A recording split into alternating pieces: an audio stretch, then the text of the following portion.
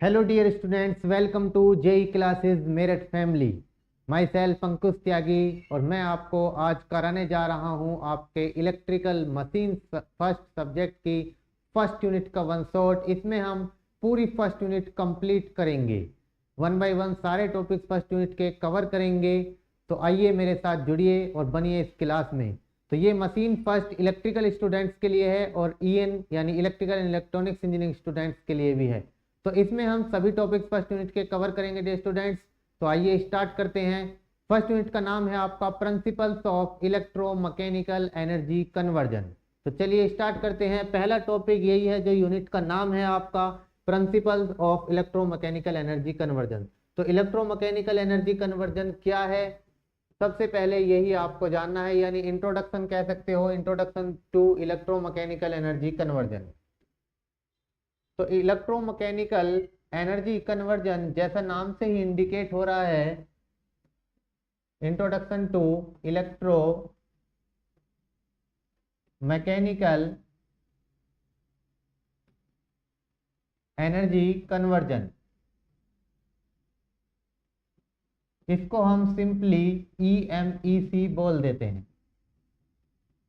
यही आपकी मशीन की फर्स्ट यूनिट का नाम भी है और यही आपके फर्स्ट टॉपिक का नाम भी है। तो क्या होता है इलेक्ट्रोमैकेनिकल एनर्जी कन्वर्जन? तो इलेक्ट्रोमैकेनिकल एनर्जी कन्वर्जन का प्रोसेस है जिसमें आपकी इलेक्ट्रिकल एनर्जी को मैकेनिकल एनर्जी में और मैकेनिकल एनर्जी को इलेक्ट्रिकल एनर्जी में कन्वर्ट किया जा सकता है। तो एक फॉर्म से दूसरी फॉर्म में एनर्जी कन्वर्जन, यानी इलेक्ट्रोमैकेनिकल का मतलब हुआ इलेक्ट्रिकल को मैकेनिकल एनर्जी में कन्वर्ट करना और मैकेनिकल एनर्जी को इलेक्ट्रिकल एनर्जी में कन्वर्ट करना। इसको हम डायग्राम की हेल्प से भी समझेंगे। तो इलेक्ट्रोमैकेनिकल एनर्जी कन्वर्जन सिंपली हम इसको लिख लेते हैं EMEC। It is the process, ये क्या प्रोसेस है आपका, जो मैंने अभी बताया आपको, प्रोसेस ऑफ कन्वर्जन। किस चीज का conversion? Mechanical energy of, process of conversion of mechanical energy of mechanical energy into electrical energy,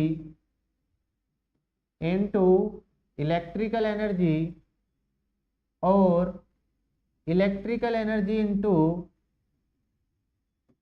electrical energy into mechanical,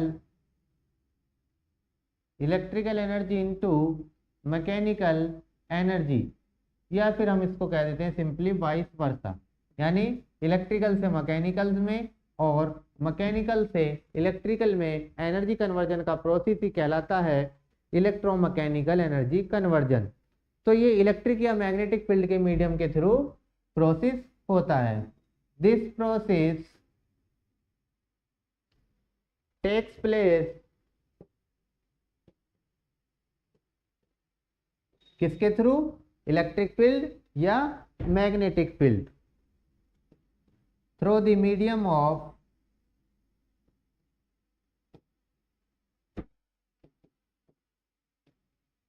electric और मैग्नेटिक फील्ड। मैग्नेटिक फील्ड कहाँ? ऑफ किसका? जो हमारी इलेक्ट्रोमैकेनिकल कन्वर्जन डिवाइस है, तो ऑफ द कन्वर्जन डिवाइस। ठीक है, तो सिंपली होगी आपकी, अगर डिफाइन करने के लिए कहा जाए यह क्या होता है इलेक्ट्रोमैकेनिकल एनर्जी कन्वर्जन, तो सिंपली हम इसको डिफाइन कर लिया कि इलेक्ट्रिकल एनर्जी को मैकेनिकल एनर्जी में कन्वर्ट करना और मैकेनिकल एनर्जी को इलेक्ट्रिकल एनर्जी में कन्वर्ट करने का प्रोसेस ही कहलाता है इलेक्ट्रोमैकेनिकल एनर्जी कन्वर्जन प्रोसेस। जिस डिवाइस के थ्रू ये प्रोसेस होता है वो डिवाइस कहलाती है आपकी EMEC डिवाइस, यानी इलेक्ट्रोमैकेनिकल एनर्जी कन्वर्जन डिवाइस। ठीक है, तो इलेक्ट्रिक या मैग्नेटिक फील्ड के थ्रू ये जो प्रोसेस है ये कंप्लीट होता है। ये जो कन्वर्जन होता है इलेक्ट्रिक या मैग्नेटिक फील्ड के थ्रू आपका प्रोसेस कंप्लीट होता है। ठीक है, चलिए आगे चलते हैं। अब हम देखते हैं भाई ये जो इलेक्ट्रोमैकेनिकल एनर्जी कन्वर्जन है, इस डिवाइस के कुछ एग्जांपल्स ले लेते हैं।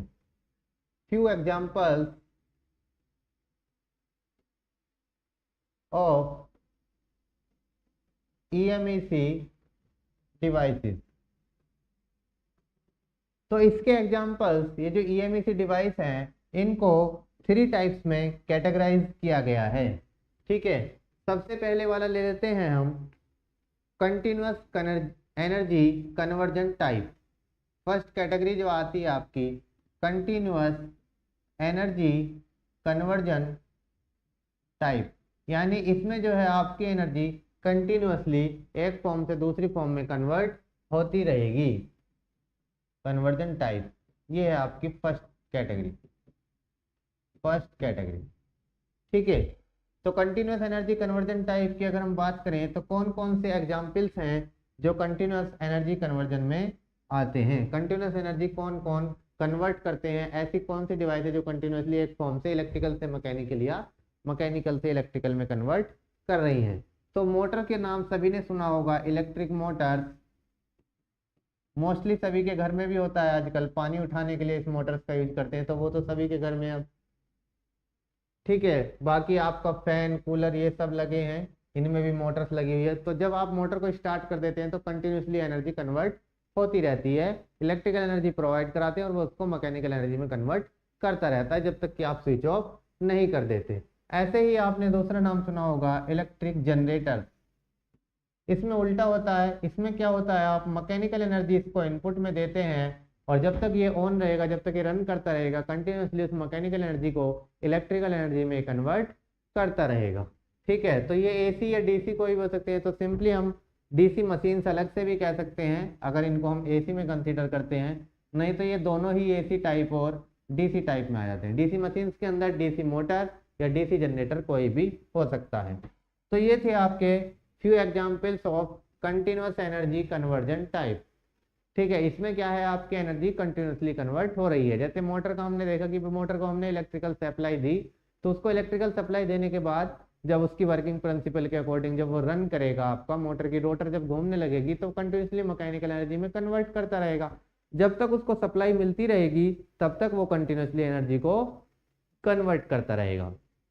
ऐसे ही जनरेटर में जब तक उसको मैकेनिकल इनपुट मिलता रहेगा तब तक वो क्या है, आपका आउटपुट इलेक्ट्रिकल देता रहेगा, यानी इलेक्ट्रिकल एनर्जी में कन्वर्ट करता रहेगा। ठीक है, तो ये कैसी है, कंटिन्यूअस एनर्जी कन्वर्जन टाइप। दूसरा टाइप आता है हमारा मेजरमेंट और कंट्रोल डिवाइसेस।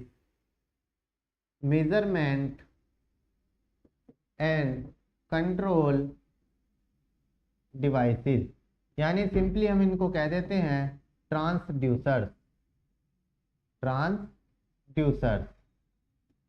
ठीक है, ये क्या है, आपके मोस्टली मेजरमेंट और कंट्रोल के लिए जो डिवाइस यूज करी जाती हैं कन्वर्जन के थ्रू, वो आपकी इस कैटेगरी के अंदर आती हैं। जैसे इसमें आपका माइक्रोफोन्स हो गया।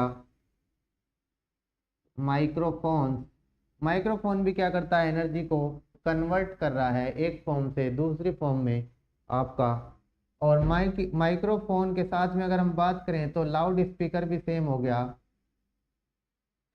माइक्रोफोन में इनपुट जो दे रहे हैं, इनपुट अलग है और आउटपुट दूसरा मिल रहा है। उसका जस्ट अपोजिट क्या है, लाउड स्पीकर में है।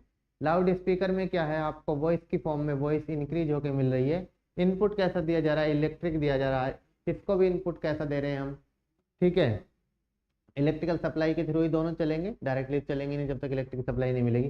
तो ये क्या है, एक तरह से मेजरमेंट और कंट्रोल डिवाइसेज हैं। तो ये भी EMEC डिवाइस का टाइप्स हैं। और कुछ एक आपकी टॉर्क मोटर्स होती हैं, टॉर्क मोटर्स भी इसी के अंदर आती हैं। पिकअप्स होते हैं आपके, पिकअप्स, तो वो सब आपके क्या आते हैं, मेजरमेंट और कंट्रोल डिवाइस, यानी ये है आपका सेकंड टाइप का एग्जाम्पल। इसके अलावा एक थर्ड कैटेगरी और बनती है हमारी, थर्ड टाइप और हम देख लेते हैं। थर्ड टाइप की अगर हम बात करते हैं तो थर्ड टाइप आ जाता है, या थर्ड कैटेगरी आ जाती है हमारी फोर्स प्रोड्यूसिंग डिवाइसेस की। Force producing devices, force producing devices. तो फोर्स प्रोड्यूसिंग डिवाइसेस कौन कौन सी होती हैं, कुछ एग्जाम्पल्स इसके हम देख लेते हैं।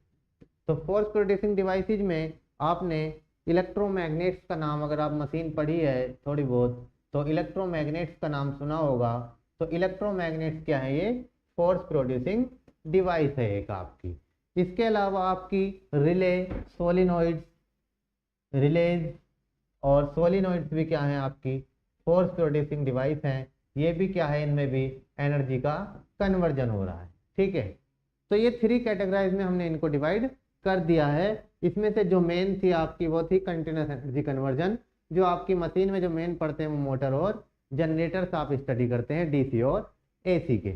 ठीक है, अब हम इसका एक ब्लॉक डायग्राम बना के इसको और अच्छे से समझ लेते हैं। ठीक है, तो ब्लॉक डायग्राम देख लेते हैं हम ईएमईसी का। Block diagram representation, block diagram representation of EMEC या ईएमईसी डिवाइस कह दीजिए, simply EMEC, electromechanical energy conversion. देखिए सिंपल सा ब्लॉक डायग्राम इसका बन जाएगा। एक ईएमईसी डिवाइस ले लेते हैं हम, ये हो गई हमारी ईएमईसी डिवाइस। अब एक तरफ electrical input, mechanical output, mechanical input, electrical output. तो ये मान लीजिए ये है हमारा, इधर है हमारा इलेक्ट्रिकल सिस्टम, इलेक्ट्रिकल सिस्टम। ठीक है, ये हो गई हमारी ईएमईसी डिवाइस, ईएमईसी डिवाइस। और इधर ले लेते हैं हम मैकेनिकल सिस्टम। कैसा सिस्टम ले लेते हैं इधर हम, मैकेनिकल सिस्टम, मैकेनिकल सिस्टम।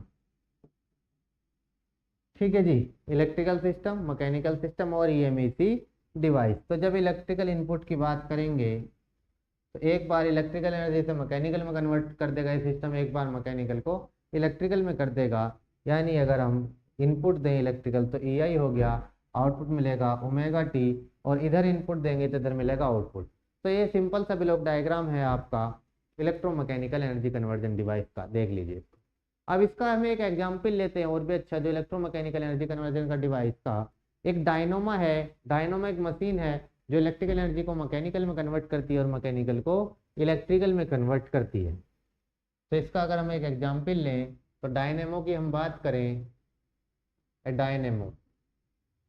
तो dynamo is a machine that converts mechanical energy into electrical, और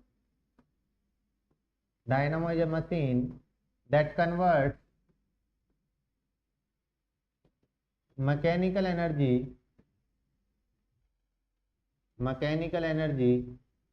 into इलेक्ट्रिकल एनर्जी, और electrical energy into electrical energy into mechanical energy, electrical energy into mechanical energy. ठीक है, अब ये क्या करती है, जब मैकेनिकल इनपुट दिया जाता है तो इलेक्ट्रिकल आउटपुट मिलता है, और जब इलेक्ट्रिकल इनपुट दिया जाता है तो मैकेनिकल आउटपुट मिलता है। तो अलग अलग अगर मैं इनके डायग्राम्स बना के इनको समझाऊं तो एक बार मैं मैकेनिकल इनपुट ले लेता हूं, ठीक है, और एक बार मैं इलेक्ट्रिकल इनपुट ले लूं। ठीक है जी, ये सबसे पहले मैंने ले लिया मैकेनिकल इनपुट, मैं इसको दे देता हूँ। मैकेनिकल इनपुट किस जनरेटर के केस में अगर हम बात करें, जब ये जनरेटर की तरह ड्राइव कर रही है, मैकेनिकल इनपुट किसको दे रहे हैं, जनरेटर को ही तो दे रहे हैं।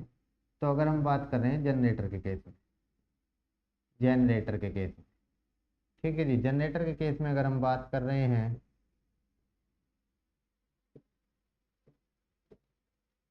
तो मैकेनिकल इनपुट किसको दोगे, सबसे पहले प्राइम मूवर है, प्राइम मूवर की तो मूव करता है जनरेटर में, उसी से इलेक्ट्रिसिटी भी जनरेट होती है, प्राइम मूवर।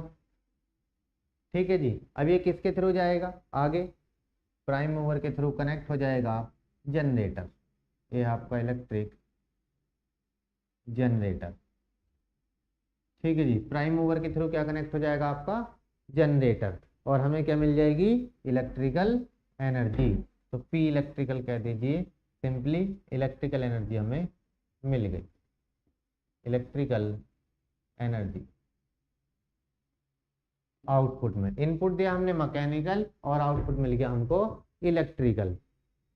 तो हमारा टॉर्क कैसा होगा, TPM, टॉर्क बनेगा, एंगुलर वेलोसिटी रहेगी इसमें, और आपका जनरेटर का टॉर्क ही रहेगा।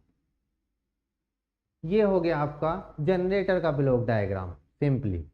तो इसमें जो प्राइम मूवर का टॉर्क है वो किसके बराबर हो जाएगा, जनरेटर के टॉर्क के। प्राइम मूवर है TPM prime mover torque, TG generator torque, ये किसके बराबर होगा, जनरेटर टॉर्क के। सिंपली मैं इसको कह सकता हूँ TPM will be equals to TG. ठीक है, तो ये हो गया आपका इलेक्ट्रिकल जनरेटर का डायग्राम। जनरेटर के केस में क्या हो रहा है, जब डायनोमो क्या है इलेक्ट्रिकल एनर्जी लेता है, सॉरी जब आपका प्राइम मूवर मैकेनिकल एनर्जी ले रहा है और जनरेटर के थ्रू उसको इलेक्ट्रिकल एनर्जी में कन्वर्ट कर रहा है, तो फिर आपका कहलाएगा ये जनरेटर की फॉर्म में। यानी अब आपकी mechanical to electrical energy conversion यहाँ पर हो गया। अब इलेक्ट्रिकल टू मैकेनिकल इसका जस्ट अपोजिट लेंगे, तो उसका भी हम डायग्राम बना के समझ लेते हैं। चलिए दूसरा डायग्राम भी हम बना लेते हैं। चलिए अब हमें क्या करना है, इसका जस्ट अपोजिट डायग्राम हमको लेना है जो हमने अभी बनाया है। थोड़ा बड़ा बन गया है, चलिए छोटा कर लेते हैं इसको, इतने बड़े की जरूरत नहीं है।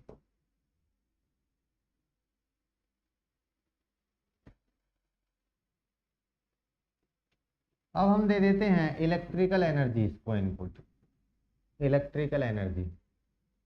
तो आउटपुट कैसा मिलने वाला है, इलेक्ट्रिकल इनपुट देना है और आउटपुट कैसा लेना है, मैकेनिकल आउटपुट लेना है, यानी मैकेनिकल लोड लगेगा तो मैकेनिकल आउटपुट, ये मैकेनिकल लोड।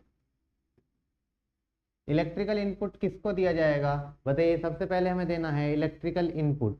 तो इलेक्ट्रिकल इनपुट किसको दे रहे हैं, मोटर को दे रहे हैं यहाँ पर हम electric supply, electric motor, motor को इलेक्ट्रिक इनपुट दे रहे हैं। तो जो लोड लगा हुआ है उसके थ्रू हमें मिल रहा है लोड पर मैकेनिकल लोड लग रहा है हमारा मोटर पे। ठीक है, मोटर क्या है इलेक्ट्रिकल को मैकेनिकल में कन्वर्ट कर रहा है, अभी मैकेनिकल में कन्वर्ट करेगा, मैकेनिकल लोड पर हमें आउटपुट मिल गया मैकेनिकल एनर्जी।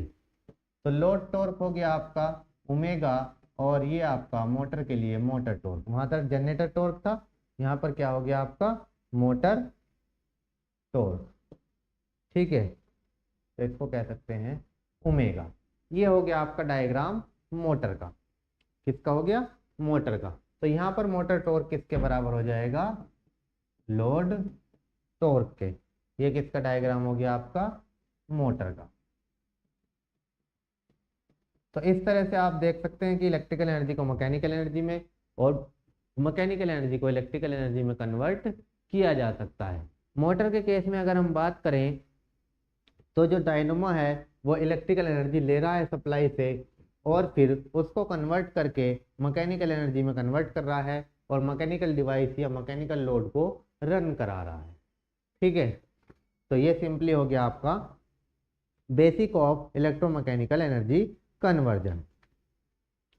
चलिए अब देखिए इसमें दो फील्ड हमने बात करा था कि जो एनर्जी कन्वर्जन हो रहा है वो इलेक्ट्रिक फील्ड या मैग्नेटिक फील्ड के थ्रू कर सकते हैं। तो कौन कौन से फील्ड यूज कर सकते हैं इलेक्ट्रोमैकेनिकल एनर्जी कन्वर्जन के लिए, electric field, first electric field और second is magnetic field, electric field और मैग्नेटिक फील्ड। तो हम जो यूज करते हैं वो मैग्नेटिक फील्ड का ज़्यादा करते हैं क्योंकि इसकी एनर्जी स्टोरिंग कैपेसिटी जो होती है वो क्या होती है, बहुत ज़्यादा होती है। हम अधिकतर क्या यूज करते हैं, mostly we use this, magnetic field का हम यूज करते हैं। क्यों, क्योंकि इसकी जो एनर्जी स्टोरिंग कैपेसिटी है, because it has higher storing capacity, higher energy storing capacity.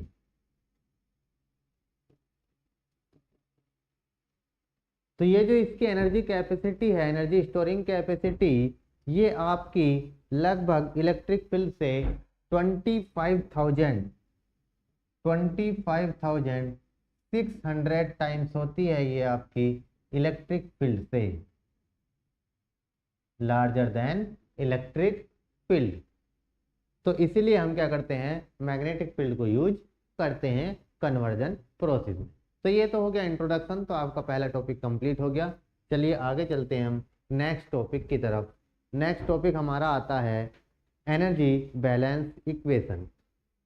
Next topic है हमारा energy balance equation. Energy balance equation. Next है आपका एनर्जी बैलेंस इक्वेशन। ठीक है, ये आपका इम्पोर्टेंट टॉपिक है, सिंपल सा टॉपिक है, इसको समझ लेते हैं। जैसा कि दिख रहा है कि एनर्जी बैलेंस इक्वेशन नाम से ही इंडिकेट हो रहा है, तो प्रिंसिपल क्या है एनर्जी कन्वर्जन का? एनर्जी कन्वर्जन का प्रिंसिपल ये कहता है कि energy can neither be created nor be destroyed, it can only be transform from one form to another. Energy को ना तो क्रिएट किया जा सकता है ना ही डेस्ट्रॉय किया जा सकता है, इसको केवल एक फॉर्म से दूसरी फॉर्म में कन्वर्ट किया जा सकता है। ये कहता है एनर्जी का प्रिंसिपल। ठीक है, तो एनर्जी कन्वर्जन के प्रिंसिपल से ही हमारी जो है एनर्जी बैलेंस इक्वेशन और ये जो कन्वर्जन प्रोसेस है ये चलता है। ठीक है, तो प्रिंसिपल ऑफ एनर्जी, इसके एनर्जी बैलेंस इक्वेशन के लिए फॉर एनालिसिस ऑफ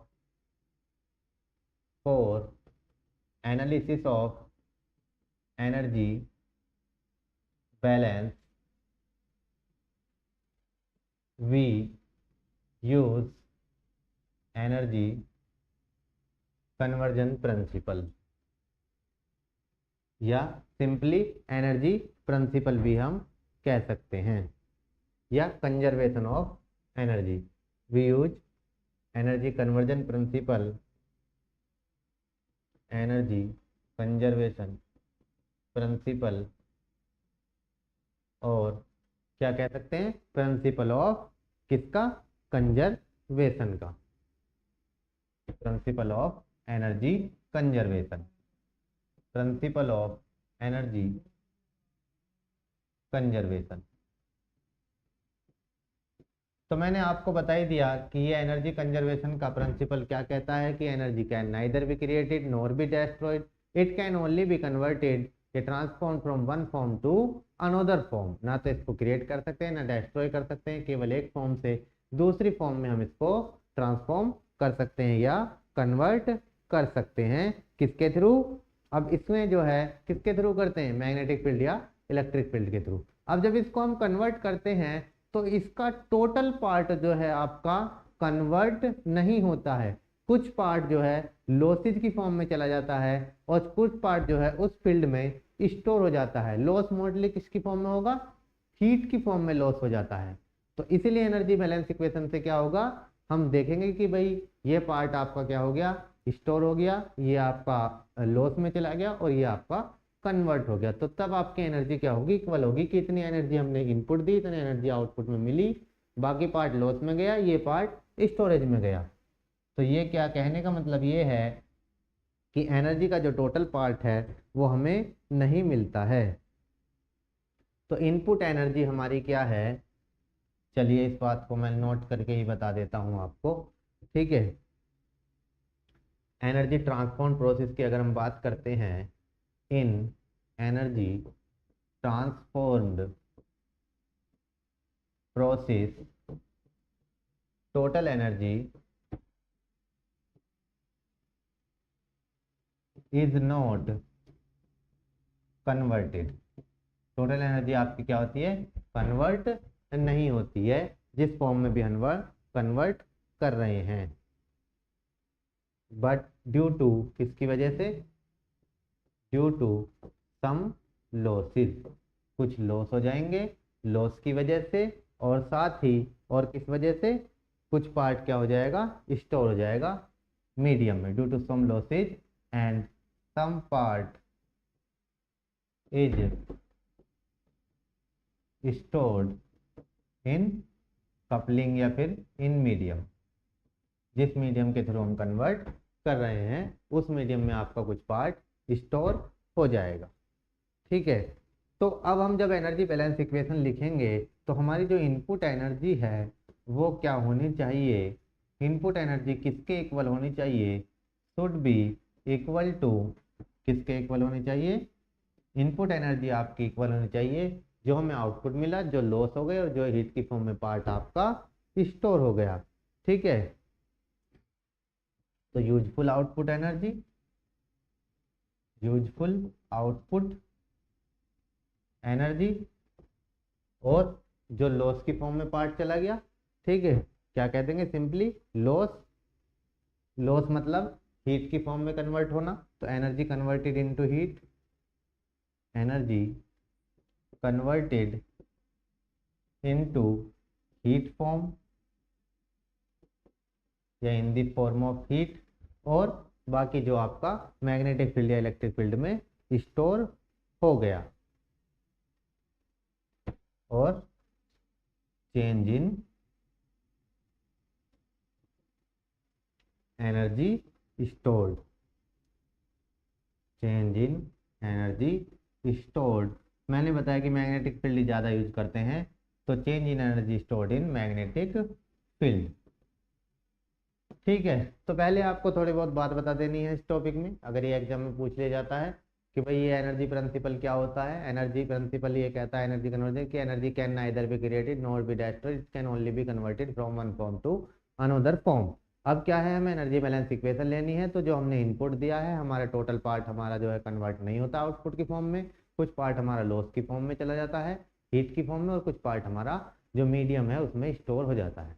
तो ये बात हमने लिख दी है। उसके बाद हमारी बन जाएगी अब एनर्जी बैलेंस इक्वेशन। तो एनर्जी बैलेंस इक्वेशन क्या हो जाएगी, एक मोटर के लिए लिख लेते हैं और एक जनरेटर के लिए लिख लेते हैं। तो सबसे पहले फॉर मोटरिंग एक्शन, जब आपकी जो मशीन है, जो डिवाइस है, वो मोटर के रूप में कार्य कर रही है, फॉर मोटरिंग एक्शन। चलिए, मोटरिंग एक्शन में क्या हो जाएगी, सबसे पहले तो इनपुट दोगे, सीधी सी बात है।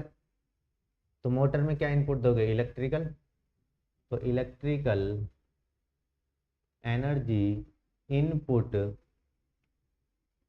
Electrical energy input from source, जिस भी सोर्स से दे रहे हैं, तो ये किसके इक्वल हो जाएगी, किसके बराबर हो जाएगी, जो आउटपुट की फॉर्म में कन्वर्ट हुआ, यानी जो एनर्जी मैकेनिकल एनर्जी में कन्वर्ट हुई। तो मैकेनिकल ट्रांसफॉर्म्ड, मैकेनिकल में जो कन्वर्ट हो गई output energy, mechanical transport output energy, और कुछ जाएगी हीट की फॉर्म में, प्लस चेंज इन, किसकी फॉर्म में जाएगी, हीट में, और स्टोर हो जाएगी मैग्नेटिक फील्ड में। तो change in energy stored in magnetic field, change in energy stored in magnetic field, और जो आपकी हीट की फॉर्म में लॉस हो गई, तो total energy loss plus total energy loss, total energy loss मतलब जो हीट की फॉर्म में कन्वर्ट हो गया, यानी सिंपली कह दो energy converted into heat, energy converted into heat.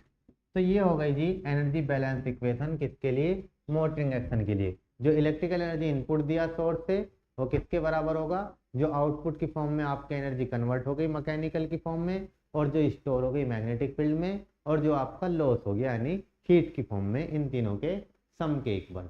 ठीक है, क्लियर है। तो ये हो गया मोटर के लिए। अब ऐसे जनरेटर के लिए लिख दो, सेकंड यहीं पे लिख लेते हैं फॉर जनरेटिंग एक्शन, जनरेटर में उल्टा हो जाएगा इसका, फॉर जनरेटिंग एक्शन, जब जनरेटर की तरह हमारी मशीन काम कर रही है। तो जनरेटिंग एक्शन के लिए क्या हो जाएगी, इनपुट क्या देंगे, यहाँ पर इलेक्ट्रिकल एनर्जी इनपुट दिया था, अब हम कैसा देंगे, मैकेनिकल एनर्जी इनपुट देंगे। तो total mechanical energy input, mechanical energy input कहाँ से, फ्रॉम मैकेनिकल डिवाइस या मैकेनिकल सोर्स, जो भी मैकेनिकल एनर्जी दे सकता है उस सोर्स से। तो मैकेनिकल डिवाइस, मैकेनिकल सोर्स या मैकेनिकल सिस्टम, ये इनपुट दे दिया हमने। ये किसके बराबर हो जाएगा, अब मैकेनिकल की जगह क्या हो जाएगा, इलेक्ट्रिकल एनर्जी ट्रांसफॉर्म। ठीक है, क्या मिल जाएगा, इलेक्ट्रिकल ट्रांसफॉर्म्ड आउटपुट एनर्जी, बस मैकेनिकल की जगह इलेक्ट्रिकल कर देंगे। Electrical transformed output energy. अब इसमें भी स्टोर होनी है तो ये लाइन में तो कोई चेंज होना ही नहीं है। Plus change in energy stored in magnetic field, change in energy stored in magnetic field, plus इसमें भी कोई चेंज नहीं होना। टोटल एनर्जी लॉस यानी energy converted into heat, total energy loss. तो ये हो गई आपकी energy balance equation motoring action में और जनरेटिंग एक्शन में। अब जो एनर्जी लॉसेज हैं, अगर हम उन लॉसेज को अलग अलग लिखें और उन लॉसेज का सम करें कि भाई लॉस जो एट की फॉर्म में हो रहे हैं कौन कौन से हो रहे हैं, तो उनको हम अलग से भी रिप्रेजेंट कर सकते हैं। इसको देख लीजिए एक बार इक्वेशन को। ठीक है, ये मोटरिंग एक्शन में और जनरेटिंग एक्शन। क्लियर है? चलिए अब हम बात कर रहे हैं लॉसेज की। किसकी बात कर रहे हैं? जो लॉसेज हो रहे हैं हमारे। तो इलेक्ट्रिकल एनर्जी इनपुट केवल एक के लिए ले लेते हैं, मान लीजिए मोटर के लिए ले रहे हैं। तो इलेक्ट्रिकल एनर्जी इनपुट, इसमें कौन से लॉस होंगे इनपुट में?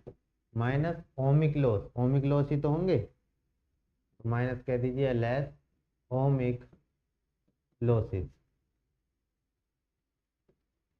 ये किसके इक्वल होंगे? कौन कौन से लॉस मिलेंगे अब जब कन्वर्ट करेंगे आउटपुट में? तो मैकेनिकल में कन्वर्ट करेंगे तो मैकेनिकल एनर्जी आउटपुट मिलेगा, मैकेनिकल एनर्जी आउटपुट प्लस कौन से लॉस होंगे मैकेनिकल में कन्वर्ट करेंगे? जब मोटर या जनरेटर किसी की बात करो, जब रोटर घूमेगा तो friction and windage loss, friction and windage losses, friction and windage losses. ठीक है, ये तो मैकेनिकल में आउटपुट मिल गया। अब और क्या होगा? जो एनर्जी स्टोर हो रही है कपलिंग फील्ड में, plus increase in energy stored in medium यानी coupling field, energy stored in coupling field, जो आपकी कपलिंग फील्ड में एनर्जी स्टोर हो रही है। ठीक है, उसमें जो चेंज होगा वो मिलेगा, और उसके साथ में जो भी अदर लॉस हैं इसी से रिलेटेड एसोसिएटेड लॉस। तो ये इस तरह से भी हम इसको कह सकते हैं, एसोसिएटेड लॉस या लॉस। क्लियर है? तो ये होगी आपकी एनर्जी बैलेंस इक्वेशन। अगर हम इसको एक एग्जाम्पल के साथ देखें तो एक एग्जाम्पल से मैं इसको शॉर्ट में आपको समझा देता हूँ डायग्राम के थ्रू। इलेक्ट्रिकल एनर्जी का जो ये एग्जाम्पल ले लेते हैं हम। जैसे मान लीजिए कोई इलेक्ट्रिकल सिस्टम है, ये क्या है? कोई इलेक्ट्रिकल सिस्टम है आपका, ये है आपका इलेक्ट्रिकल सिस्टम। तो सीधी सी बात है, इनपुट दिया जाएगा, इससे कुछ रेजिस्टेंस भी होगा, कुछ इससे वोल्टेज मिलेंगे यहाँ पर। ठीक है, इसमें कुछ करंट भी फ्लो होगी आई। अब इस इलेक्ट्रिकल सिस्टम से जब कन्वर्ट होगी तो कन्वर्ट होके क्या कहाँ पे जाएगी? सबसे पहले मीडियम, मीडियम यानी जो मैंने अभी लिखा this is coupling field, coupling field. ठीक है, कपलिंग फील्ड के थ्रू ही तो कन्वर्ट करेगी एक मीडियम के। अब कपलिंग फील्ड के बाद क्या मिल जाएगा? जो भी लगेगा हमारा मैकेनिकल लोड, मैकेनिकल लोड। अब देखो कौन कौन से लॉस होंगे इसमें। ठीक है, सबसे पहले इलेक्ट्रिक सिस्टम दिया, अब यहाँ पर जो मिलेगा हमें प्लस माइनस ई मिल जाएगा कपलिंग फील्ड में। तो यहाँ पर कौन से लॉस होंगे? सबसे पहले होंगे आपके heat loss, heat losses due to I square R loss, I square R loss की वजह से सबसे पहले होंगे हीट लॉस होंगे शुरू में जब इलेक्ट्रिकल एनर्जी थी। ठीक है, हीट मिलेगी किसकी वजह से? Heat due to I square R loss. तो हीट की फॉर्म में एनर्जी कन्वर्ट होगी आई स्क्वायर आर लॉसेज की वजह से। Due to I square R losses, due to I square R loss. ठीक है जी। फिर पहुंच गए जी कपलिंग फील्ड पर। तो कपलिंग फील्ड में कौन सी होगी, ये तो आई स्क्वायर आर रेजिस्टेंस की वजह से, तो फिर हीट बनेगी। हीट ही तो है सारे लॉस, अगर देखें ये भी हीट की फॉर्म में आ रहे हैं। ये हीट किस वजह से, हीट की फॉर्म में आई स्क्वायर आर की वजह से। अब कपलिंग फील्ड की वजह से भी हीट होगी, तो heat due to coupling field loss. Heat किसकी वजह से होगी, दोबारा यहाँ पर due to coupling field loss, coupling field loss. अब लोड लगेगा, लोड लगेगा तो सीधी सी बात है उससे पहले भी हीट होगी। क्यों, क्योंकि जब लोड रोटर घूमेगी तो विंडेज फ्रिक्शन लॉस होंगे, तो फिर हीट होगी विंडेज फ्रिक्शन में। तो heat due to windage and friction losses, windage and friction loss. तो इस डायग्राम की हेल्प से हम इसको समझा सकते हैं। ये एक तरह से एग्जाम्पल हो गया इसका कि भाई कैसे कैसे लॉस हो रहे हैं एनर्जी कन्वर्जन में। इलेक्ट्रिकल से मैकेनिकल में एनर्जी कन्वर्ट कर रहे हैं, तो इसमें देख सकते हैं कि कैसे कैसे हमारे एनर्जी में लॉस। और इससे हमारा एक रिजल्ट ये भी निकल के आता है कि D W electrical equals to field हो गया ये, डी डब्ल्यू फील्ड प्लस ये हो गया मैकेनिकल, डी डब्ल्यू मैकेनिकल। ठीक है, तो एनर्जी बैलेंस इक्वेशन हमारी इस तरह से होती है कंप्लीट। अब चलिए नेक्स्ट टॉपिक की तरफ चलते हैं। नेक्स्ट है फोर्स एंड टॉर्क, फोर्स और टॉर्क की बात कर लेते हैं मैग्नेटिक फील्ड सिस्टम में। Force and torque in a magnetic field system, magnetic field system. ठीक है जी, फोर्स और torque in a magnetic field system. चलिए, तो फोर्स और टॉर्क, तो इसमें मेनली होता तो फोर्स ही है, लेकिन टॉपिक का नाम जैसे दिया गया है। तो लोरेंज फोर्स लॉ की अगर हम बात करें तो उससे मिलता है हमें ये equation, the Lorentz force, the Lorentz force law.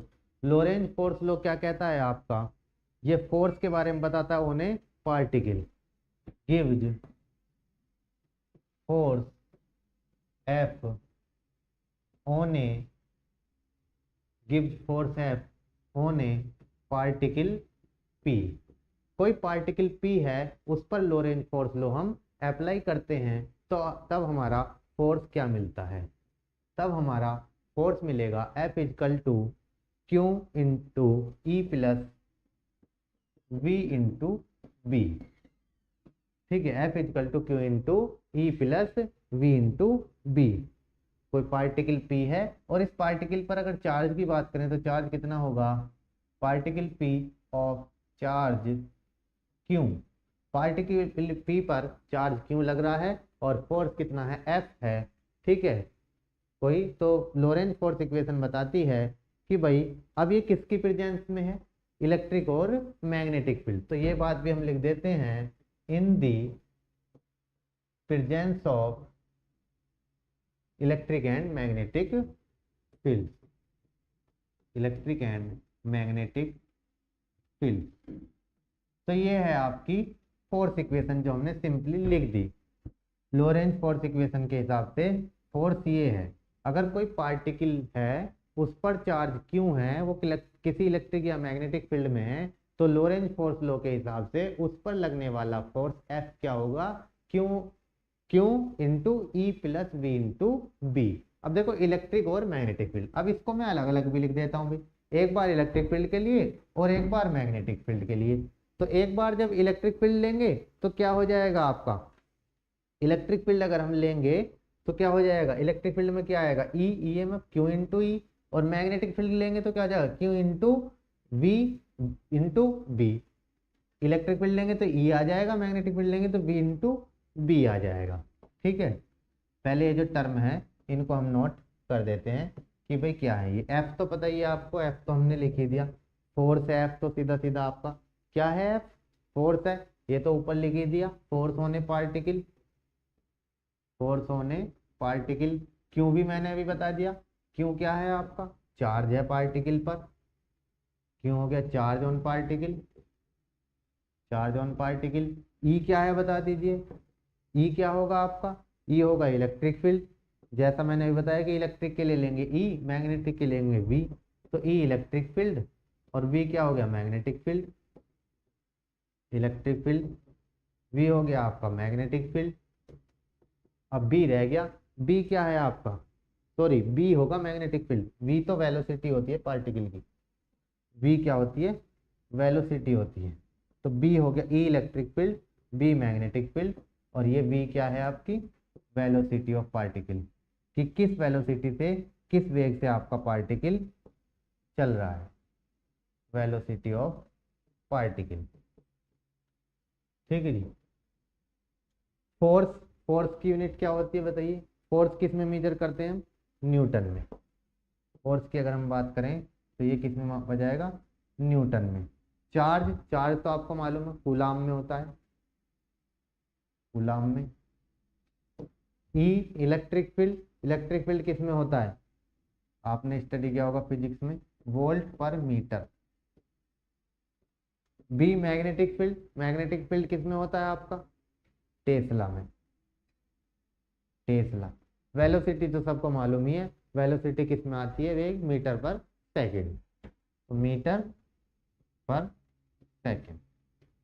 ठीक है, तो ये होगी आपकी फोर्स की इक्वेशन, जब कोई भी लोरेंट्ज फोर्स के हिसाब से किसी इलेक्ट्रिक या मैग्नेटिक फील्ड में किसी चार्ज, किसी पार्टिकल पी पर चार्ज क्यों है, तो उस पर लगने वाला फोर्स की equation F equal to Q into E plus V into B. अब इसको अलग अलग लिख दो बस, और क्या करना है, एक बार इलेक्ट्रिक फील्ड के लिए लिख दो, एक बार आप मैग्नेटिक फील्ड के लिए लिख दो। ठीक है जी, इलेक्ट्रिक फील्ड के लिए हम लिख देते हैं, चलिए इलेक्ट्रिक फील्ड के लिए इन्हें प्योर इलेक्ट्रिक फील्ड सिस्टम, यानी अब मैग्नेटिक फील्ड नहीं है, प्योर लिख दिया ना, इन्हें प्योर इलेक्ट्रिक फील्ड सिस्टम। अगर हम प्योर इलेक्ट्रिक फील्ड सिस्टम में बात कर रहे हैं तो फोर्स कैसे डिटरमाइन हो, तो the force is determined by, is determined as, कैसे डिटरमाइन करेंगे, F is equal to Q into E कर दो, ये हो गया जी इलेक्ट्रिक फील्ड। इसको इक्वेशन 2 मान लो, पीछे वाली को कुछ भी नाम दे दो आप, इसको 1 मान लेते हैं, ये तो 1 मान लिया, ये 2 हो गई। ठीक है, अब ले लेते हैं प्योर मैग्नेटिक फील्ड में। अब एफ की बात करें, ये जो एफ है यहाँ पर जो एफ एक्ट कर रहा है, इसकी जो डायरेक्शन है ये इलेक्ट्रिक फील्ड में है और पार्टिकल के मोशन पे इंडिपेंडेंट है। F act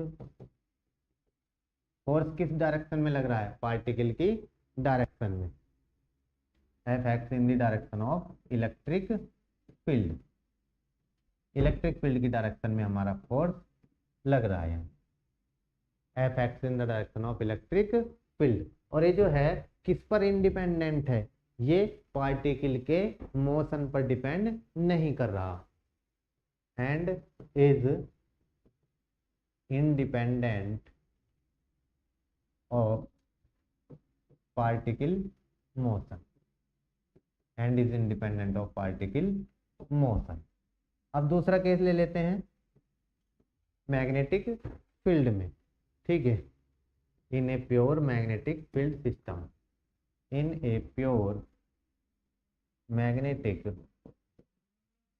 field system, pure magnetic field system की बात करेंगे तो मैंने आपको अभी बताया कि इस बार क्या ले लेंगे, इलेक्ट्रिक में क्यू इंटू ई और मैग्नेटिक में Q into V into B, Q into F equal to Q into V into B, ये हो गया जी मैग्नेटिक फील्ड में, इसको मान लो इक्वेशन 3।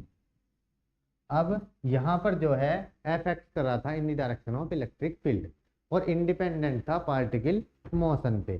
ठीक है, लेकिन यहाँ पर जो फोर्स है ये क्या होगा, परपेंडिकुलर होगा पार्टिकल मोशन और मैग्नेटिक फील्ड दोनों की डायरेक्शन में। एयर यहाँ पर क्या होगा आपका डायरेक्शन, जो फोर्स की डायरेक्शन है, direction of force, direction of force is, यहाँ तो इंडिपेंडेंट है पार्टिकल मोशन पे और किसकी डायरेक्शन में है, इलेक्ट्रिक फील्ड की डायरेक्शन में है, लेकिन यहाँ पर डायरेक्शन ऑफ फोर्स क्या है, परपेंडिकुलर टू, यहाँ दोनों के लिए आ जाएगा, वहाँ केवल एक के लिए था, perpendicular to both direction of particle motion और magnetic field. Direction of particle motion, direction of particle motion and magnetic field, ये डिफरेंस हो जाएगा। देखो ऊपर हमने जब इलेक्ट्रिक फील्ड लिया F is equal to Q into E, तो ये केवल इलेक्ट्रिक फील्ड की डायरेक्शन में है और पार्टिकल मोशन की डायरेक्शन पे डिपेंड नहीं कर रहा है, लेकिन यहाँ दोनों पर परपेंडिकुलर किसके, दोनों डायरेक्शन ऑफ पार्टिकल मोशन भी और मैग्नेटिक फील्ड भी, केवल इसमें था इलेक्ट्रिक फील्ड, ये डिफरेंस है। तो ये हो गई आपकी फोर्स की इक्वेशन। ठीक है, अब इसको एक इक्वेशन और इसमें हम लिख लेते हैं। अब मान लीजिए ये हमने किसी एक पार्टिकल के लिए ली कि एक पार्टिकल है, उस पर चार्ज लग रहा था, चार्ज पार्टिकल जो है एक है। अब अगर बहुत सारे हो गए तो इफ मान लीजिए क्या है आपका, number of charge particle are larger, larger number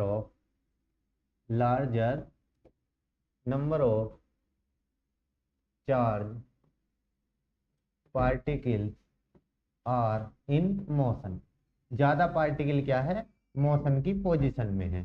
तो तब क्या इक्वेशन होगी, तब आपकी इक्वेशन होगी, देन फोर्स हो जाएगा आपका एफ वी, मान लेते हैं यहाँ पर ज्यादा पार्टिकल हैं तो वहाँ सिंपली एफ हो गया, एफ वी हो जाएगा आपका rho E plus V into B. क्यों की जगह क्या आ गया, रो आ गया, क्यों था, चार्ज ऑफ एक पार्टिकल पर, रो हो गया अब ज्यादा पार्टिकल के लिए। ठीक है, अब हमें पता है J equal to rho V होता है, तो हम इसको simply F V equal to क्या कह सकते हैं, J इंटू बी भी कह सकते हैं। ठीक है, न्यूटन पर मीटर क्यूब। इक्वेशन मान लो 3 हो गई थी तो इसको मान लो 4, यहाँ तक भी लिख देंगे तो भी आपका काम हो जाएगा, ये भी आपका सफिशिएंट है। J क्या है, J है हमारी करंट डेंसिटी, J है हमारी करंट डेंसिटी, B क्या है आप बताइए B तो मैं पहले ही बता चुका हूँ आपको, फील्ड है, E electric field, B magnetic field, rho क्या है, चार्ज, ये मैंने F B is equal to J into B. अच्छा रो, ये जो रो है ये है चार्ज डेंसिटी, चार्ज डेंसिटी। ठीक है, चलिए अब इलेक्ट्रोमैकेनिकल एनर्जी कन्वर्जन में नेट फोर्स कैलकुलेट करने के लिए वैसे तो बहुत सारे मेथड्स यूज किए जाते हैं, लेकिन जो बेस्ट मेथड है वो आपका एनर्जी कन्वर्जन वाला ही है, एनर्जी मेथड ही है बेस्ट मेथड आपको फोर्स कैलकुलेट करने। ठीक है, तो ये हो गया आपका फोर्स की इक्वेशंस। अब एक अगर मैं डिवाइस की हेल्प से आपको एग्जाम्पल लेके थोड़ा सा और बता दूं, चलिए यहाँ तक भी कर देंगे सफिशिएंट है, लेकिन डायग्राम होते हैं तो मार्क्स मिलते हैं सभी जानते हैं, तो इसलिए थोड़ा सा एग्जाम्पल के लिए एक डायग्राम ले लेते हैं छोटा सा, इससे आप समझ जाएंगे। ये क्या है, lossless magnetic energy storage system, कोई एक lossless magnetic energy storage system है ये आपका। ठीक है, इधर प्लस माइनस इलेक्ट्रिकल इनपुट है, करंट आई फ्लो हो रही है। ठीक है, ये कैसा है, इलेक्ट्रिकल टर्मिनल है, ये है आपका इलेक्ट्रिकल टर्मिनल, इलेक्ट्रिकल इनपुट दे रहे हैं जिससे लॉसलेस यानी लॉस नहीं हो रहे, मैग्नेटिक एनर्जी स्टोरेज सिस्टम है। और इधर क्या मिल जाएगा, mechanical terminal, plus minus x, ये हो गया आपका मैकेनिकल टर्मिनल। ठीक है जी, अब यहाँ पर करंट फ्लो हो रही है, मैकेनिकल में बात करेंगे तो मैकेनिकल में क्या मिलेगा हमें, फील्ड, एफ फील्ड, मैकेनिकल में फोर्स ही तो मिलेगा। तो ये है आपका सिस्टम। ठीक है, और अगर कोई हमें एक प्रोड्यूसिंग डिवाइस दिखाना चाहें कि भाई किस तरह से सिंपल फोर्स प्रोड्यूसिंग डिवाइस अगर हमें कोई दिखानी है, तो एक आप फोर्स प्रोड्यूसिंग डिवाइस बना के भी समझा सकते हैं। ऊपर से क्लियर हो जाएगा। ये है हमारी एक, ये डिस्प्लेसमेंट से मूव करेगी, ठीक है। इस पर मान लीजिए डिस्प्लेसमेंट लग रहा है एक्स, डिस्प्लेसमेंट क्या है एक्स, एक्स डिस्प्लेसमेंट है। ये है movable magnetic plunger, movable magnetic plunger, ठीक है। इस पर क्या लगेगा, एक फोर्स लगेगा, यानी जो दिखाया देखो इधर एफ फील्ड, और इधर क्या दे रहे हैं, इलेक्ट्रिकल इनपुट दे रहे हैं। तो वाइंडिंग करके ये क्या है, कोइल हो जाएगी। ये हो गई एक कोइल, कोइल को दे दो इलेक्ट्रिकल इनपुट, ये क्या हो जाएगा प्लस माइनस ई आर, और यहाँ दिखा दो चलो आई, आई करंट होगी, इलेक्ट्रिकल इनपुट हो गया। और ये क्या है, ये तो आपको मालूम ही है, ये क्या है कोर है, मैग्नेटिक कोर कह दो या सिंपली कोर कह दो। तो ये इस तरह से आपका जो है फोर्स इस पर लग रहा है, इलेक्ट्रिकल इनपुट दिया हमने, एफ फील्ड, ये मूवेबल प्लंजर मूव करता है, क्लियर है। तो ये मैग्नेटिक फील्ड बेस हमने एक ईएमएसी डिवाइस ली है, इलेक्ट्रोमैकेनिकल एनर्जी कन्वर्जन डिवाइस, जिसमें हमारा फोर्स जो है साफ दिख रहा है कि किस तरह से फोर्स लग रहा है, ठीक है। अब इधर इलेक्ट्रिकल टर्मिनल पे दो वेरिएबल हैं, कौन कौन से, करंट और वोल्टेज, उधर फील्ड और पोजीशन एक्स, ये दो वेरिएबल हैं, ठीक है। तो इतना सफिशिएंट है, ज़्यादा डिटेल में ना जाते हुए अभी हम इसको थोड़ा शॉर्ट में ही करेंगे, क्योंकि हमें पूरा टॉपिक सभी इसी क्लास में कवर करने हैं। आपको इसको समझ के एग्जाम में करके आना है, इस क्लास को आप देख लेंगे तो मोस्टली पार्ट आप एग्जाम में कवर कर लेंगे। जैसे फर्स्ट यूनिट में से जो भी क्वेश्चन आते हैं वो 90% चांसेज हैं कि सारे आपको इसी में से मिल जाएं, ठीक है। कोशिश हमारी 100% की रहती है, लेकिन फिर भी 90% तक आपको इसमें मिल जाएगा। और आप डायग्राम से जैसे थोड़ा बहुत अपने आप लिख देंगे, इनके बारे में मैंने बता दिया है। फोर्स टॉर्क आता है तो फोर्स टॉर्क में काफ़ी हो गया है, ये रहा आपका फोर्स टॉर्क, यहाँ से आप स्टार्ट करेंगे फोर्स टॉर्क, तो इसके बारे में आप लिख देंगे, इक्वेशन मेन हो ही गई। मेन इक्वेशन के साथ आपने जो एग्जाम्पल से भी समझा दिया भाई इक्वेशन, ये ज़्यादा पार्टिकल की ज़्यादा उसके लिए हो गया, चार्ज जो है एक पार्टिकल पे न लग के बहुत सारे पार्टिकल मूवमेंट में है। चलिए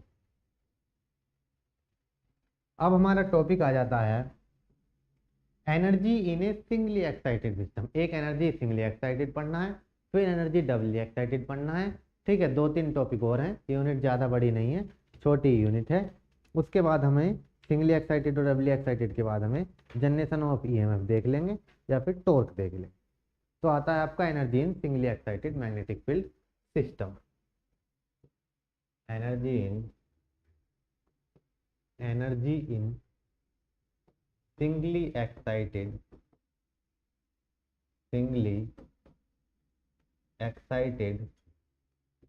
magnetic field system। कुछ डिवाइसेज हमारी सिंगली एक्साइटेड होती हैं और कुछ हमारी डबली एक्साइटेड होती हैं। तो अभी हम सिंगली एक्साइटेड स्टडी कर रहे हैं। तो सिंगली एक्साइटेड हमने एक दिखा दिया है, सिंगली एक्साइटेड सिस्टम। हमने एक एट्रैक्टेड आर्मेचर टाइप रिले ले ली है। क्या ले लिया हमने, एक एट्रैक्टेड आर्मेचर टाइप रिले ले लिया हमने, ठीक है। क्या ले लिया है, एट्रैक्टेड आर्मेचर टाइप रिले। देखो इलेक्ट्रिकल इनपुट दिया गया जैसा अभी दिखाया, और ये आपका मैकेनिकल आउटपुट है, इसमें भी रिले में इलेक्ट्रिकल इनपुट ये सप्लाई दे दी, वोल्टेज भी, कुछ रेजिस्टेंस, और इसमें करंट फ्लो हो जाएगी आई। एक कोइल है, और ये कोर है, जैसा अभी हमने दिखाया था कोर। कोर में क्या फ्लो होगा, फ्लक्स फ्लो होगा, तो कोर में फ्लक्स बन रहा है, वाइंडिंग में करंट फ्लो हो रही है, जिससे कोर में क्या हो रहा है, फ्लक्स बन रहा है। अब यहाँ पर ये हिंज है, हिंज पर यानी ये जो है आपका मूव करने के लिए ये जो आर्मेचर है, आर्मेचर हिंज पे ऐसे कसी हुई है ताकि यहाँ से मूव कर सके आगे पीछे। ये पोजीशन एक्स, पोजीशन एक्स मतलब यही तो चेंज होगी, एक बार इधर आएगी एक बार इधर आएगी, इधर आएगी क्लोज हो जाएगा एकदम मिल जाएगी, इधर आएगी ओपन हो गई। रिले का काम यही तो है। रिले आपने पढ़ी हो तो क्या है, रिले प्रोटेक्टिव डिवाइस है, सर्किट को प्रोटेक्ट करने के लिए काम करती है रिले आपकी, ठीक है। कोई इश्यू हुआ तो अपना सर्किट को ओपन कर दिया, नहीं तो सर्किट को क्लोज कर दिया। चलिए इसको हम डिस्कस कर लेते हैं। अब आपको पता है जो एनर्जी स्टोर करी जा सकती है मैग्नेटिक सिस्टम में, वो किसी कोइल के थ्रू करी जा सकती है। ये हमने एक्साइटिंग कोइल ले ली है, तो एनर्जी को हम कैसे स्टोर कर सकते हैं, किसी कोइल के थ्रू स्टोर कर सकते हैं। तो energy can be stored, energy can be stored, energy can be stored, energy को हम स्टोर कर सकते हैं मैग्नेटिक सिस्टम से, फ्रॉम ए मैग्नेटिक सिस्टम, किसके थ्रू, जो हमने ये कोयल ली है, इलेक्ट्रिकल एनर्जी जिसको हम दे रहे हैं by an exciting coil,